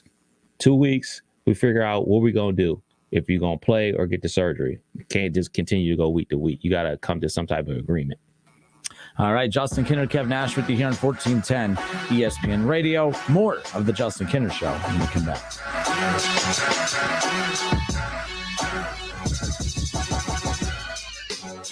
Oh, look, it's the Justin Kinner Show with Kev Nash. We've been expecting you. Right here on 1410 ESPN Radio. ESPN 1410 Wing AM weather. Tonight's low of 45 with rain showers, tomorrow high of 61 and partly cloudy, and a high of 66 on Sunday with thunderstorms. I'm Chris Harden for 1410 ESPN Radio. 500,000 businesses connect using Zoom, a single platform for video, phone, chat, and conference rooms. Zoom enables real-time collaboration no matter where your teams are. Global enterprises trust the easy-to-use, reliable, and secure Zoom platform to power high-performance teams. Empower your workforce with Zoom. Save 15% on meetings, chat, and phone with a Zoom United bundle. Visit zoom.com/bundle. Zoom, how the world connects. I'm Serena Williams. You watch me live on TV. And I'm the girl from that alien movie you watch on demand. Our worlds have been brought together thanks to DirecTV Stream. Why are you whispering? Because the alien will hear us. Maybe let the alien know you can get DirecTV Stream with no annual contract. He seems pretty excited by that, actually. Introducing DirecTV Stream, the best of live TV and on demand with no annual contract. Get your TV together at DirecTV.com. Requires high-speed internet and compatible device. Content varies by package and location. Restrictions apply. Exam 4 needs to be sanitized. Mersana's MRI clinic isn't operating at max efficiency. She needs a new certified tech certifiably now. Someone's waiting in room 2 for an ACL scan. Can you handle that? Indeed can help her hire great people fast. I need Indeed. Indeed you do.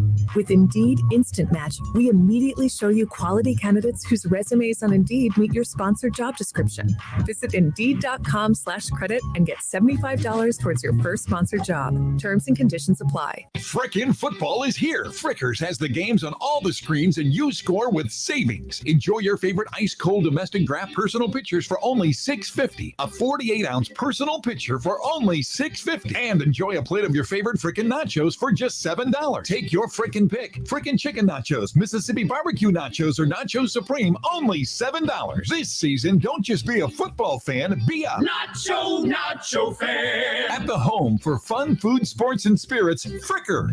Listen to this station anytime, anywhere on Odyssey. Odyssey is your new audio home for all the music, news, sports, and podcasts that matter to you. Odyssey. That's AUDACY.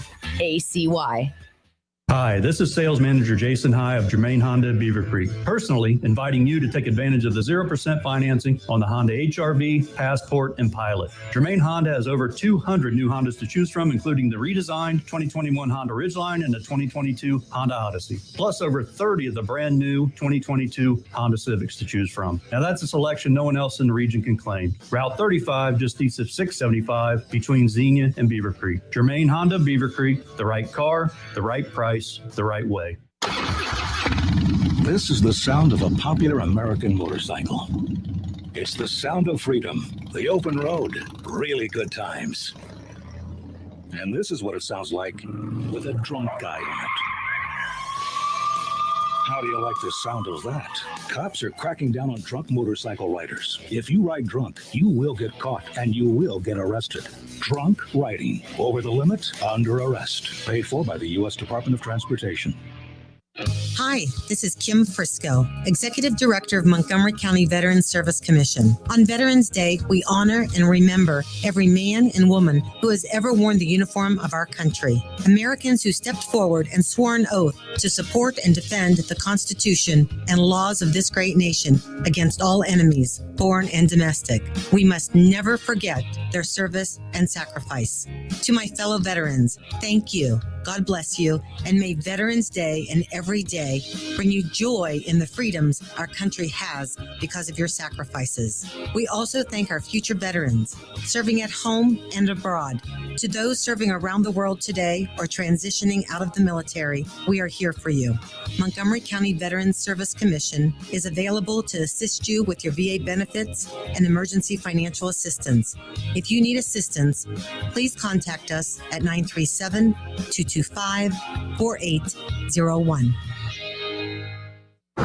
Did you know that United Healthcare helps connect you to doctors and therapists with 24/7 access to virtual care? So I could have therapy from my couch? Yep. Or a doctor appointment from my car? If you wanted to. Wait, you're right. I don't even like when people see me sing in the car. Couch appointment it is. Virtual visits are just one of the ways United Healthcare helps connect you to better health. Learn more at uhc.com. Plan benefits may vary.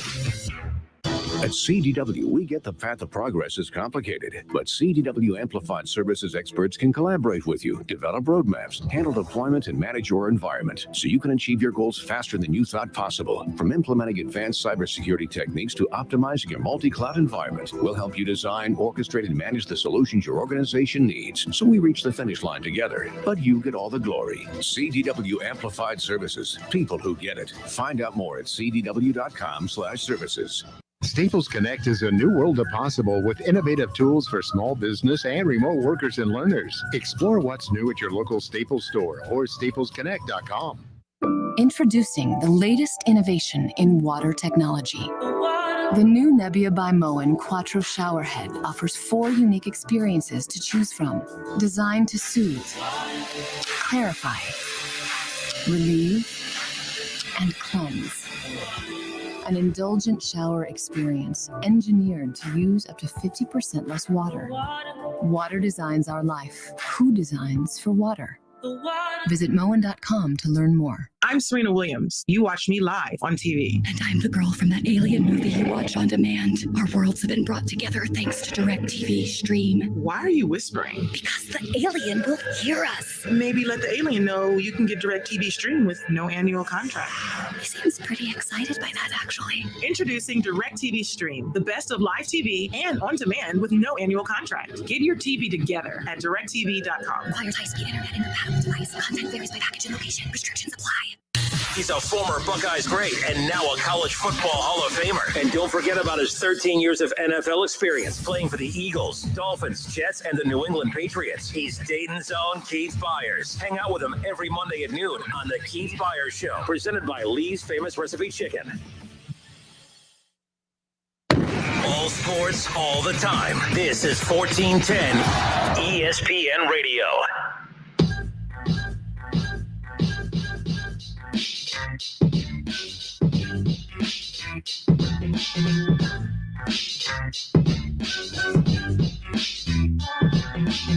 Another top 25 team goes down last night. Coastal Carolina, the number 14 team, I should say Wednesday night, they went down to Appalachian State. Last night, SMU beat Tulane 55-26. And coming up on Saturday, the number 2 team in the country, the Cincinnati Bearcats. That's right. They'll be on the road at Navy. We talked about this earlier in the week. The line is 28. We talked about because the Bearcats moving forward will not have any opponents that are going to stack up against the other competition. I mean, Ohio State's playing Indiana this week. You look at that matchup and you say, okay, it's just Indiana.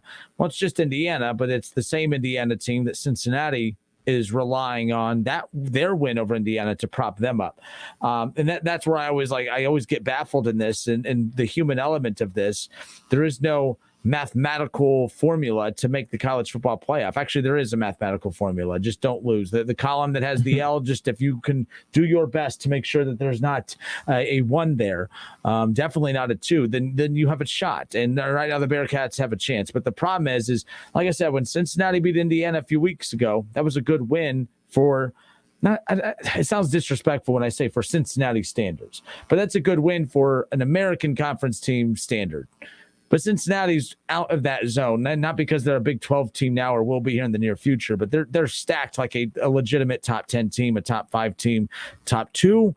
It's up for debate, but hey, they're doing what they're supposed to. They're winning the games that they're supposed to. But they're at Navy, 1-5. We talked earlier in the week, Kev, about winning isn't just good enough in college football. You got to do it. You got to do it pretty.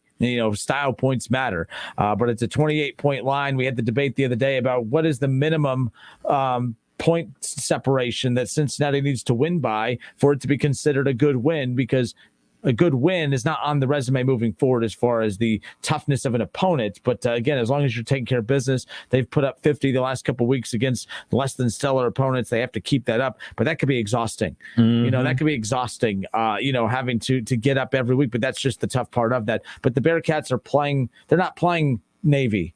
They're playing Alabama and Ohio State on Saturday. Right. They're playing Oklahoma on Saturday. In their heads, they're not playing Navy. They are going out there to put on a show. And I give Coach Fickell a lot of credit because that's tough to do. Yeah. That was Urban Meyer's biggest flaw at Ohio State. If you want to ask me what I think his biggest flaw is he had no problem getting his team jacked. That's easy. Getting jacked up for the Clemsons of the world. Getting jacked up for Michigan. Getting jacked up for Penn State. Urban Meyer had no issue getting those Buckeye teams ready to go for the ones that mattered. Urban Meyer's downfall in Columbus was Zach Smith. No, I'm just joking. But yes. No, but his downfall in Columbus was Purdue and Iowa, which, you look at this year with Iowa, Purdue got another. By the way, when they beat Ohio State and Purdue a couple of years ago, they were the number 2 team in the country. Mm-hmm. And then they beat the number 2 team in the country last week against Iowa on the road.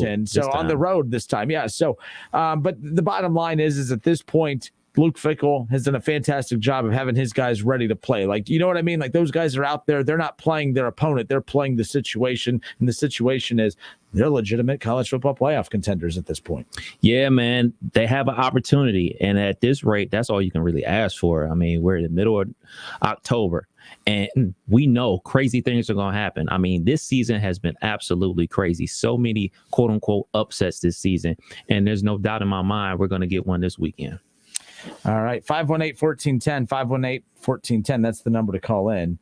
Ron Howard says, he's going back to our Browns conversation. He says, you're such a flip-flopper. You compare your backups to starters. They did their job, won the game, but still Keenum is no Baker. You're impossible. Okay. Thank you, Ron, for participating. Back to the Ron, exactly. Ron, I take back my happy birthday message to you. Petty. That is the kin dog way, I'm telling you. Okay, so you look at these top matchups. Every week we have seen top teams go down in college football. And top teams, I mean top 10 teams, top 25 teams are dropping left and right. That's been the case all year. But we've seen some of these big upsets the last couple of weeks. We watched we saw Alabama go down 2 weeks ago. Okay, Alabama went down 2 weeks ago. We saw Iowa go down. Iowa, Alabama was number 1. They went down. Iowa or number 2. So Iowa's number 2 last week. They went down. You look at this week. There's not a lot of big matchups that you look at and say, oh, that's the upset. Texas A&M, again, they had the weapons to be able to pull off the upset. I don't think that surprised many people, but I don't think many people headed into that weekend saying, oh yeah, Alabama's going to lose to an unranked Texas A&M team. Nobody and their mother thought that Purdue was going to beat Iowa at Iowa, the number 2 team in the country last week. So I'm looking at this, I'm like, oh, there's no upset alerts, but those weren't upset alerts either. That's what made those so fascinating when you follow those. You look at some of these top matchups this week. Oklahoma's at Kansas. Michigan and Northwestern. There's that matchup right there. Just going down to Oklahoma State and Iowa State. That's going to be a good one. Oregon, 5-1 in the season, number 10. They have UCLA. That wouldn't be a drastic upset, but those are the top 2 teams in the Pac-12 right now. Alabama has Tennessee. Ohio State at Indiana under the lights. USC against Notre Dame. I mean, Kev, you go down this list. A lot of interesting matchups. Not a whole lot of sexy matchups, but again, chaos has dominated the last couple of weeks with top teams going down. What's your upset alert? What's the matchup you're looking at saying, oh yeah, that's the Purdue-Iowa game. That's the Alabama-Texas A&M game. Which matchup has those vibes to you right now? Northwestern, that team up north. The team up north has the big rivalry game next week versus Michigan State. Michigan State beat them last year, Mel Tucker in his first year. It is vital that Harbaugh had the guys locked in for this game, not thinking ahead, trap game elements and everything like that. So you hear that, Mark? Trap game, Mark? Just so you know. That's number one for me. The second one will be USC Notre Dame, because USC, they're off to a horrible start. They're losing games. They already fired their head coach and everything like that. There's only 2 games that really matter to USC right now: beating Notre Dame and beating their rival UCLA. And UCLA is having a better season than they've had in like decades. So they got to get one of them to make themselves feel better. And they got Notre Dame this week. So I would circle that Notre Dame USC game as well. So Alabama is at home. They have Tennessee coming in. Blowout. They're a 25-point favorite. I'm not picking that one. Here's the line that's interesting. Indiana at home with number 5 Ohio State in town. 21-point favorite are the Buckeyes.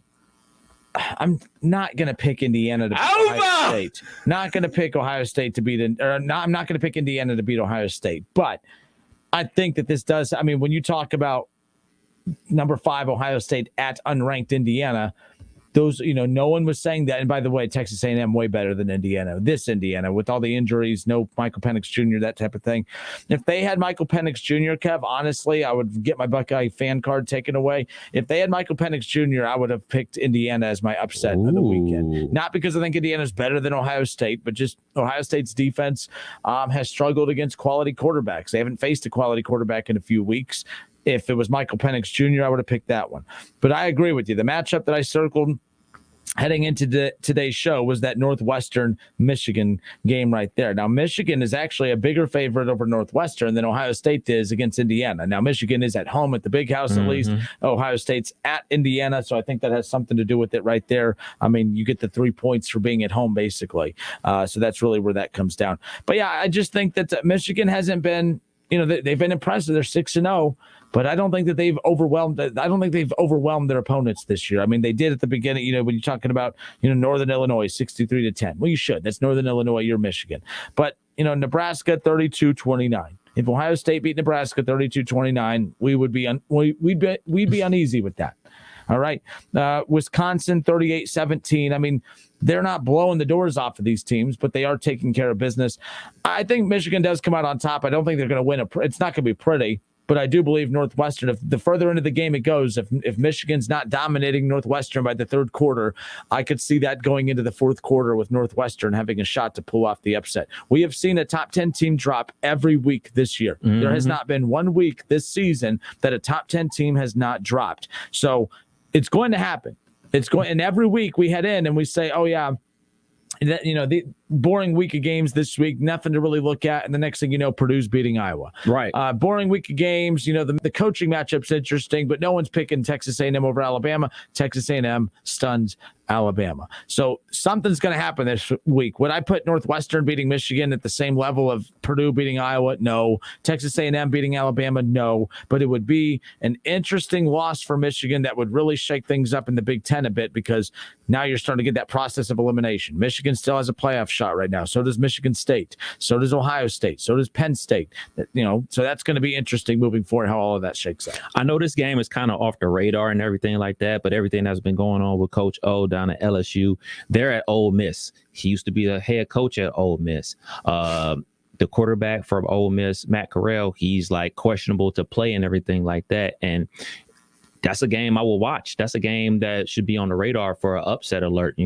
Obviously Ole Miss is ranked number 12 and everything like that. LSU isn't ranked, but they're coming off a big win at Florida the week before. So with everything with Coach O, do they want to try to send Coach O out in style and, have some big upset victories to send them out in style? That's another game that I would keep an eye on for upset.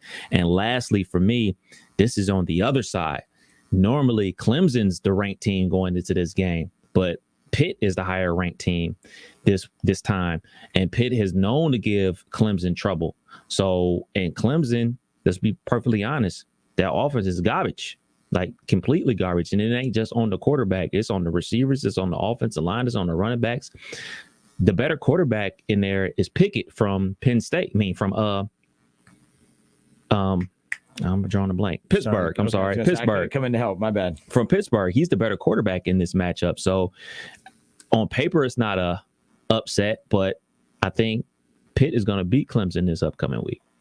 So Lamar Shelley asked an interesting question, Kev. He says, besides Cincinnati, which team can't lose again now that everyone has one loss? Lamar, everyone that has one loss can't lose again. Right. As far as I'm concerned. And by the way, is Georgia on a bye this week? Who do they have? Yes, they have a bye. Okay, that's what I was going to say. I was looking for their matchup. They're on a bye. Lamar, everyone that has one loss, they're officially they cannot afford a loss moving forward. Win or go home. It's win or go home. That's why the Ohio State-Penn State game a week from tomorrow night is going to be an elimination game. The winner of that game, their playoff chances remain intact. The loser of that game, their playoff chances are done, and the best that they could do is hope to play on one of those premier New Year's Six bowl games. So, and there's not terribly wrong with that, but of course, these guys are playing to get to the playoff. Buckeye fans aren't looking forward to watching Ohio State play on New Year's Day. They want to see them play in the playoffs. So that's really what it's going to come down to. But yeah, Lamar, it's basically that. Cincinnati can't lose moving forward. Basically, everyone has exhausted a loss. Georgia's the only one that could probably afford another loss. Mm-hmm. And everyone else is on elimination alert. Alabama loses again, they're done. Ohio State loses again, they're done. Penn State loses again, they're done. What about Michigan and Michigan State? I feel like they have not done enough to be given, like Ohio State is given the benefit of the doubt because of the style points and the recruiting and the rosters and the coaching and everything. Michigan doesn't have that. They don't have that. They haven't earned that benefit of the doubt. Michigan State hasn't to this point either. I think those two teams, one loss and both of those teams are done. Like if either of those programs gets a loss, I think they're done. I would put them in that one loss and you're out category too. Even with them still having to play Ohio State? Like if they were the loser of their game next week. That's a valid point. Their loser of that game next week still has Ohio State. If their one loss is against Ohio State, then they're done.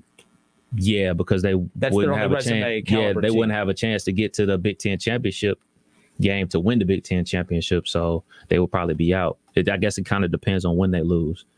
If Michigan loses that game at the end of the season versus us, then they're done because they don't have that extra opportunity to get another win and be a conference champion. So Steve Stetler on Facebook says, I think LSU upsets Mississippi. I'll give you 30 if you take Indiana for a 12-pack. Why is everyone trying to bet all the time? Look, I already fell into the purple hair bet. I'm not doing any more bets right now. Y'all can thank me for that later. But Steve, the bottom line is, with that, no, I'm not, and I didn't. I did not pick Indiana as the upside. I said if they had Michael Penix Jr., I would have probably circled the Indiana-Ohio State game as my upset alert of the week. Not because I think Indiana's better, but Ohio State is vulnerable against quality quarterbacks. I believe that is Michael Penix Jr., but he's injury-plagued, unfortunately, the last couple of seasons. But 518-1410, Kev, who we have on hold? We got CJ. CJ, how are you, my friend? Hey, how you doing? Good. Hey, so, a couple weeks ago you were wrong, and now you can come around saying that UC has a chance to go because a couple weeks ago you said they didn't. To be fair, CJ, I've never said they did not have a chance. I've been on there. I said that it's going to be tough. There's going to be some obstacles in the way, but I believe that they can make it.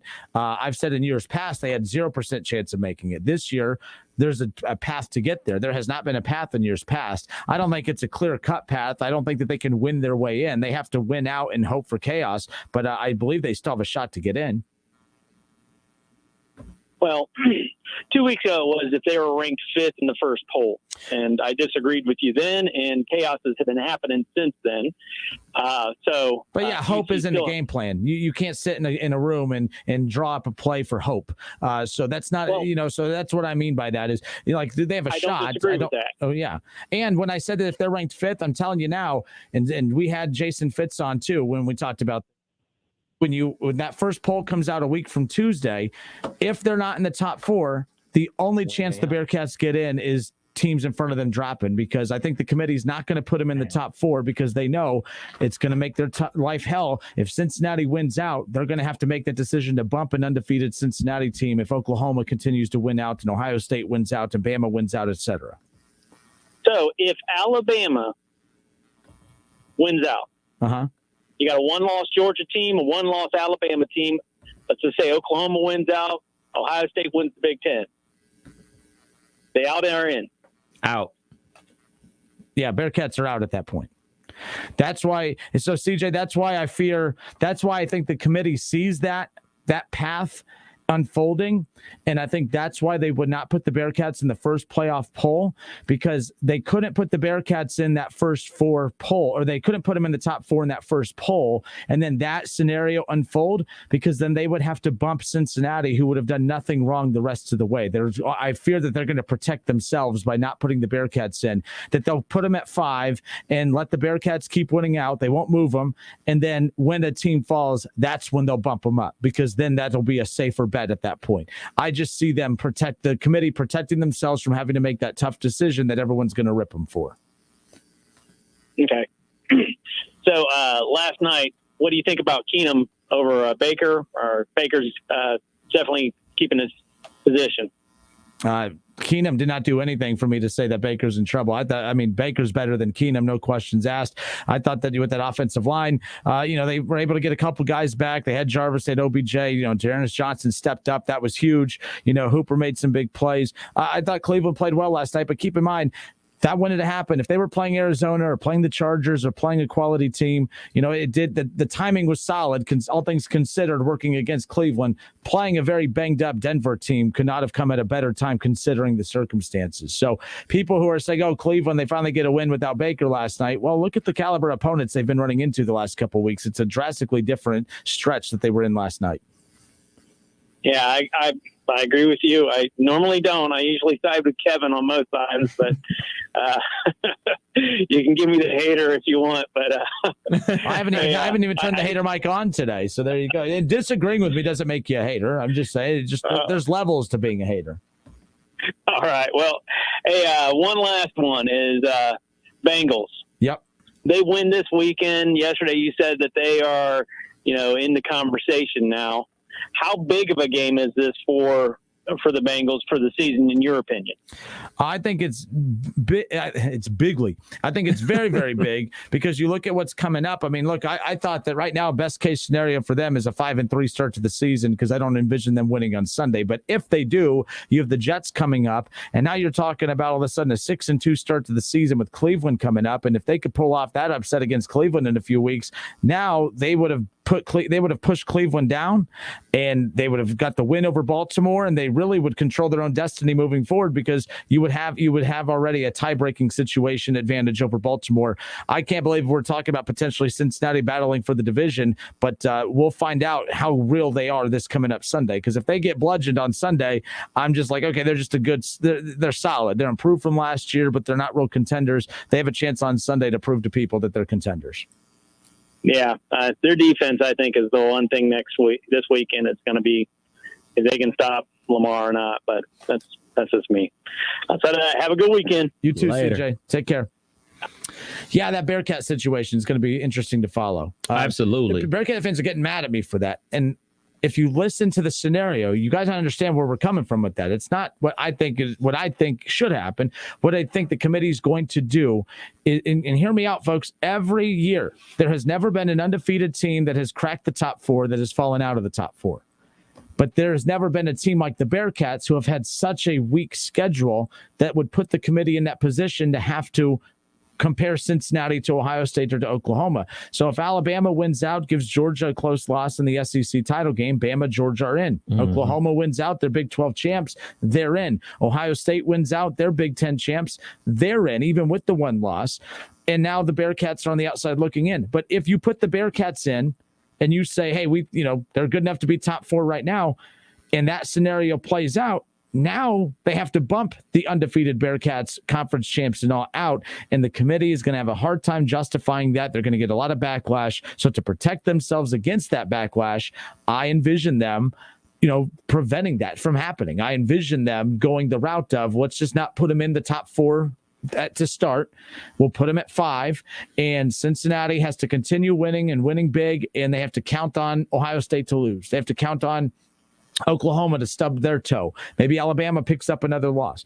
Something's going to have to give But that's the situation we're at. Georgia losing between now and the SEC championship game would be huge for the Bearcats, because then that would set up an elimination SEC title game as opposed to 2 teams getting it. Right. So there's a lot that could still happen. But as of right now, if everything goes according to the scenario Kevin and I just listed, I don't see the Bearcats in the top 4 when that first playoff poll comes out a week from Tuesday. That's the committee giving themselves a buffer, saying, hey, we had you right there at 5, but we just couldn't bump you in because your resume is not as strong as, yes, even a 1-loss Ohio State Big Ten champ, or an undefeated Oklahoma Big 12 champ, or even a 1-loss Bama or a 1-loss Georgia. So that to me is the committee protecting themselves when that happens a week from Tuesday. And we talk about all the chaos that's going on around college football, all these upsets and everything like that.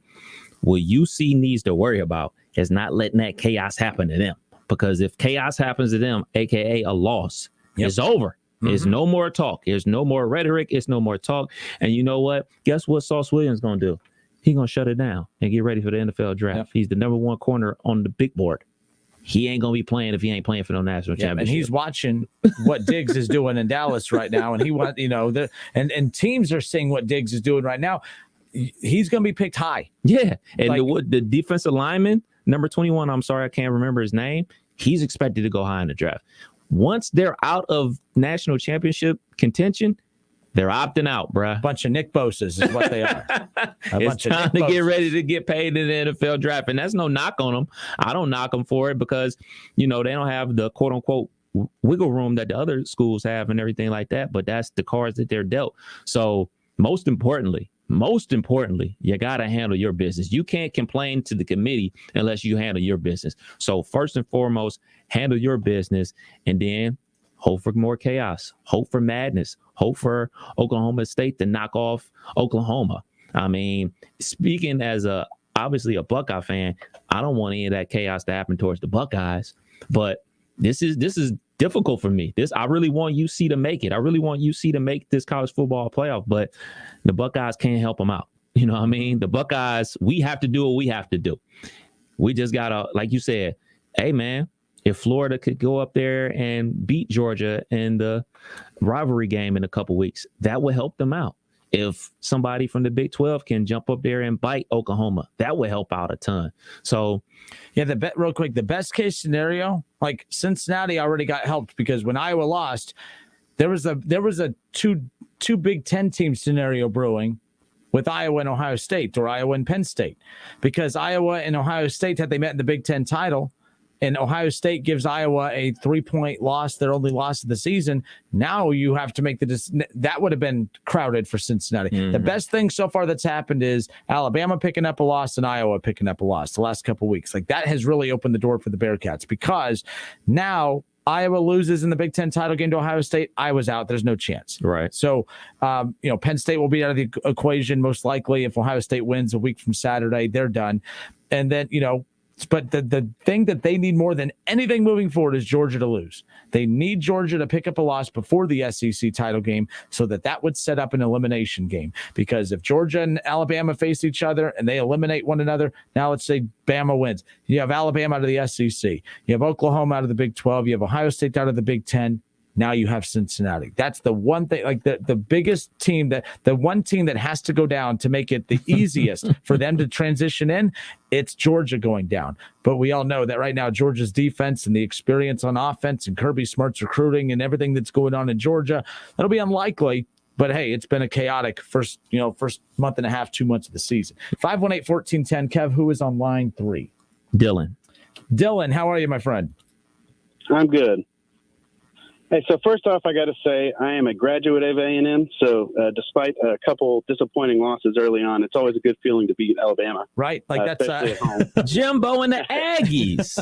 Yeah, it's a consolation prize right there.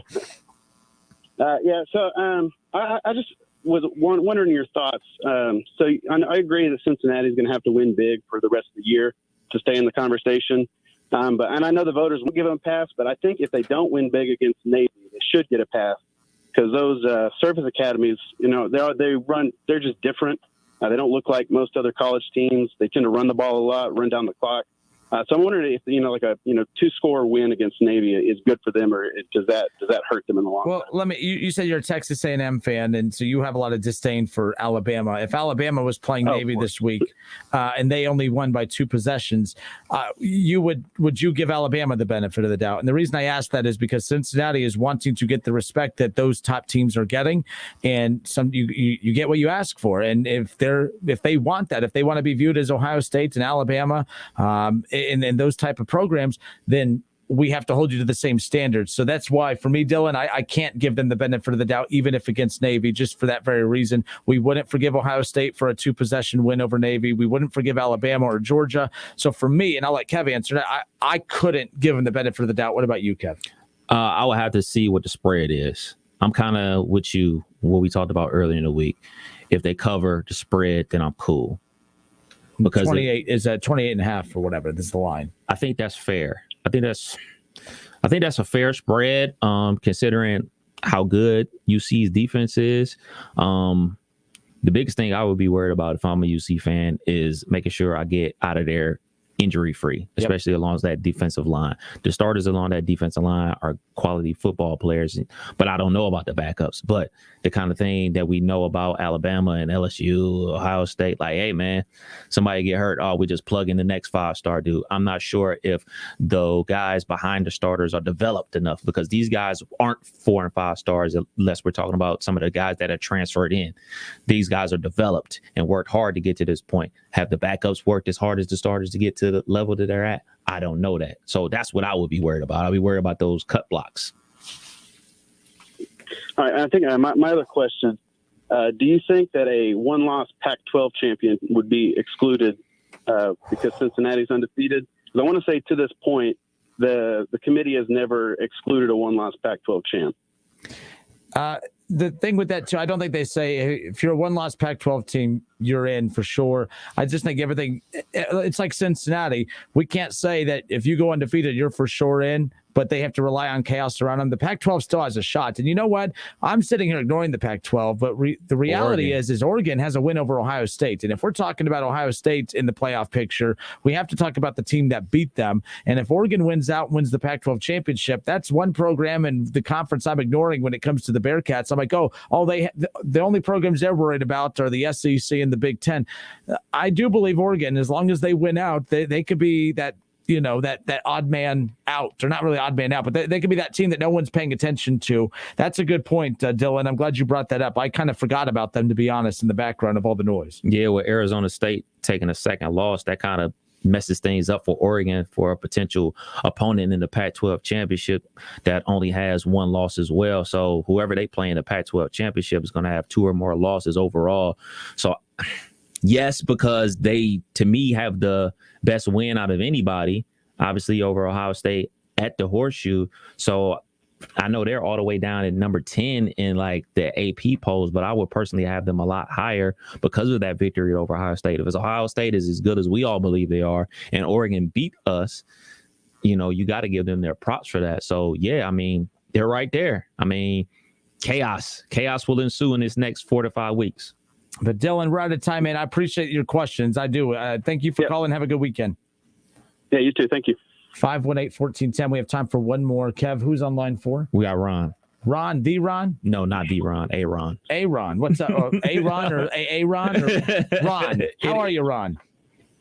I'm doing good. How are you guys? Good. Hey, I just wanted to call in today, just talk a little bit about the Browns game last night. Yep. Heard all week long about who all was going to be out playing for the Browns. I'm not a Browns fan. I'm actually a Cowboy fan. So I was pretty much listening to the station all through the week. I'd like to put in my 2 cents worth.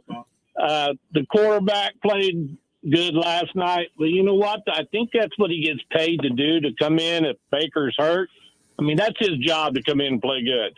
He played well. I think everybody else stepped up and played well. But as far as this whole controversy about Baker and him, he doesn't hold a candle to Baker. I mean, I'm not a big Baker fan. I like Baker's commercials better than I like Baker playing. But Hulu has live sports. But I do agree. I don't think there's any worry about them saying who's the quarterback for the Browns. That's just my opinion. Yeah, and there was just so many people out there that were like, if Baker has a sluggish game, everyone's like, they need Case Keenum. I mean, that's what they brought him in for. Go to Case Keenum. And I'm like, listen, Case Keenum's a very good backup, or a solid option as a backup quarterback. But Baker Mayfield is way better than Case Keenum. We need to pump the brakes on that. Or as Shaw would say, hold the brakes. Last night, you're right. You're right, Ron. I mean, he came in as the backup. 199 yards. That's nothing to, jump for joy over. But 199 yards with the win is forgivable. So that's really all that matters, is they came away with the win. The Browns are 2-0 this year when a quarterback throws for under 200 yards. So how about that? That's the game plan. They should just go for bad quarterback play, and you'll win every week. Yeah, and like I said, it's, listening to everybody. I heard somebody earlier on the station, I don't know who it was, came up and said, there was an opportunity here where the front office is going to look at Baker's situation, and they're probably, going to say, well, you could just put anybody in there because they do have a running game, blah, blah. But, I don't believe that. I don't care if you got a running game or not. Still got to have a decent, pretty good quarterback, and I think Baker's it. I don't know why earlier, I forget who it was knocking on Baker and his situation, but I think if we just let Baker get better, bring him back, you're still going to have, everybody else has got to get better too. But I'd leave the Browns just where they are with Baker and who they got on the staff right now. Because right now, I mean, last year they looked great to me for a team that was not winning the game 2 years ago. So I'm with you. Baker's not elite, but Baker is way better than people give him credit for. But his personality makes it difficult. And I'm a Baker fan, but I can acknowledge it. His personality and just the way he carries himself, it makes it very difficult for people to want to give him the benefit of the doubt. Lamar Jackson's so likable. So when things don't go well in Baltimore, he's given the benefit of the doubt because he's just more of a humble guy. Baker's not humble. There's nothing about Baker that's humble. So when you have guys like that, like people aren't willing to give him the benefit of the doubt for that type of thing, and that's fine. But Baker has to, come back and still play at a high level. I'm really concerned about that injury and how much it's going to impact him the rest of this season, and depending on how long before he has that surgery, how much it'll impact him heading into next year as well. But hey, Ron, we're out of time. I appreciate you calling. All right, guys, have a good weekend. Later. 518-1410. Now we have time for one more. Kev, who's that? Doug, how are you, my friend? We have about 90 seconds. I hate to rush you. We're just up against the clock is all. Okay, real quick. I think that you left out another scenario for UC to get in, which is the best one, is if Alabama just happens to lose before they get to Georgia. Because if they lose before they get to Georgia, even if they beat Georgia, they're not going to get in.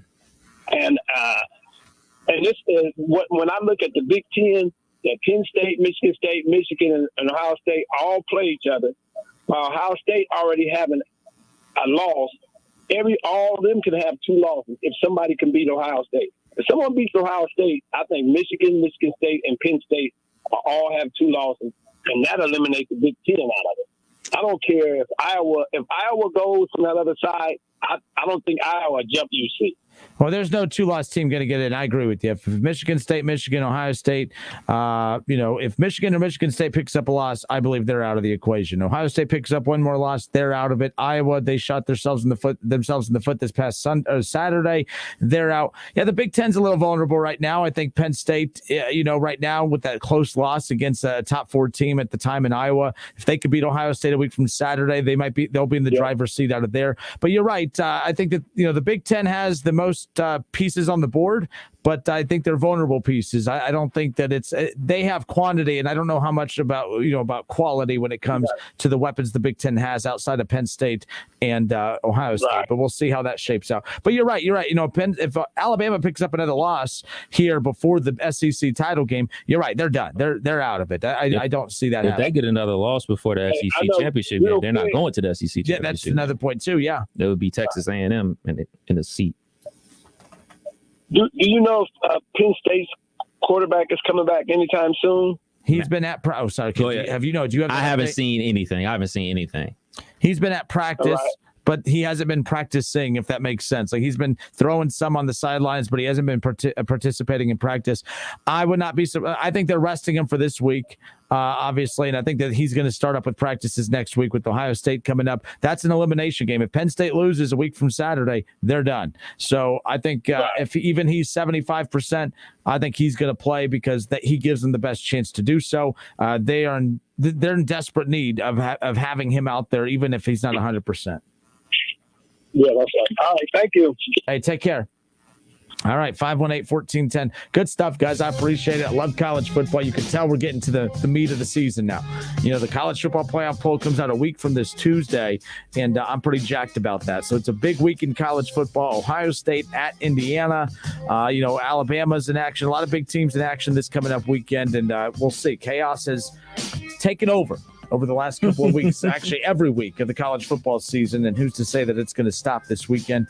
What are the chances that it's a boring Saturday, Kevin, that nothing crazy happens? Everything goes down. I mean, that's still a good thing for the Bearcats. You want chaos in front of you, but sometimes a quiet weekend is a good weekend as well. I want chaos. That means you're not a part of the chaos. I want chaos as long as it is in Ohio State or UC.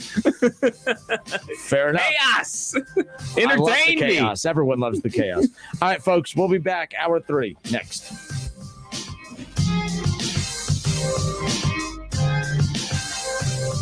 Listen, stream, watch. It's the Justin Kinner Show with Kev Nash right here on Dayton's ESPN Radio, 1410 Wing AM. WING 1410 Dayton. Knock, knock. Happy Halloween. Dayton's ESPN Radio.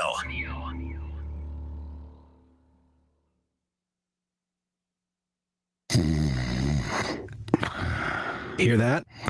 That's the sound of a man guarding his home around the clock.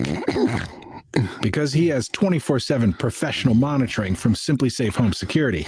With 24/7 professional monitoring, Simply Safe keeps watch night and day. If there's trouble, Simply Safe alerts them and will dispatch emergency help when needed. Protect your home and your sleep. Take 30% off a new system at simplysafe.com today. But we have a truck leaving with a big order on Tuesday. Tina's floor manager retired, leaving her tortilla factory flat out. What do you mean she's on a silent retreat? She must fill the role and all those orders. No, oversee production. Indeed can help her hire great people fast. I need Indeed. Indeed you do. Schedule virtual interviews and talk to candidates right from your employer dashboard. Visit Indeed.com/credit and get $75 towards your first sponsored job. Terms and conditions apply. Oktoberfest at Milano's has begun. We're serving our once-a-year favorites like schnitzel sandwiches and German pizza. Get it to go or stay for the games with NFL Sunday Ticket. See you at Milano's Pizza Subs and Taps for big screen football. Hey, here to tell you about my friends at Cordell Transportation. They're now hiring Class A CDL drivers and offering a $5,000 sign-on bonus. That's right, a $5,000 sign-on bonus. Home daily, dedicated lanes, and no-touch freight. Brand new equipment as well. Medical, dental, vision, and company-paid life insurance. Call Cody right now. Apply online at CordellTransportation.com. Cordell Transportation, driven to succeed. Introducing the latest innovation in water technology. The new Nebbia by Moen Quattro Showerhead offers 4 unique experiences to choose from, designed to soothe, clarify, relieve, and cleanse. An indulgent shower experience engineered to use up to 50% less water. Water designs our life. Who designs for water? Visit Moen.com to learn more. At Allstate, we've been saying you're in good hands for a long time. But what exactly does that mean? Does it mean you're protected from life's uncertainties? Does it mean you can worry less and live a little more? Does it mean you're not alone, even when things get kind of hard? Actually, yes. Yes, it does. You're in good hands with Allstate. Allstate and affiliates offer products and services subject to availability, terms, and conditions.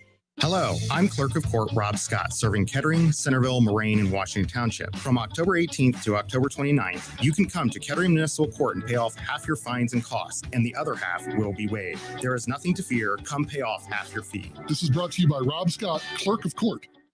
Find the right hire right now. Indeed helps you attract, screen, and interview quality candidates all in one place. Visit Indeed.com/credit.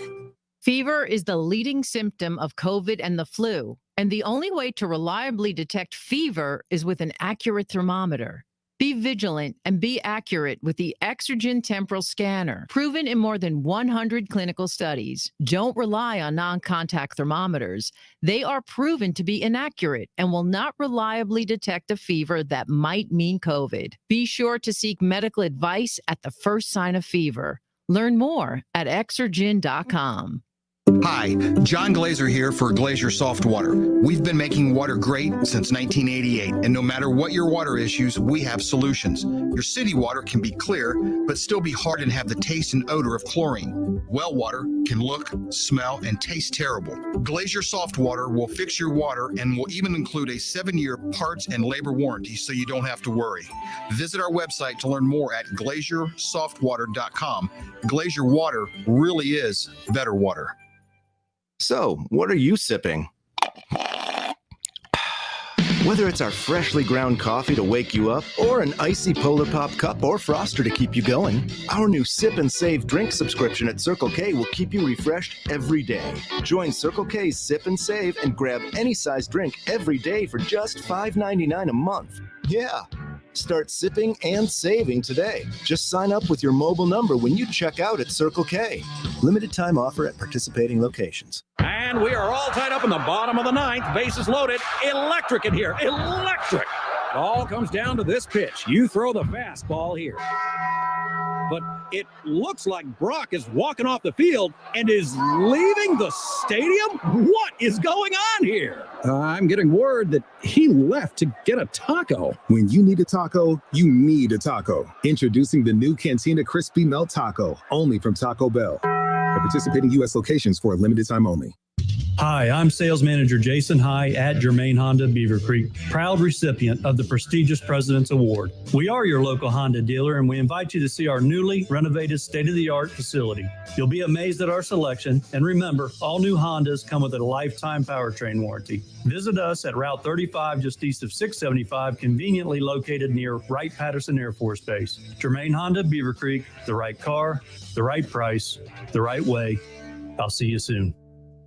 Help DEA keep our community safe and healthy by participating in National Prescription Drug Takeback Day, October 23rd. Visit DEA Takeback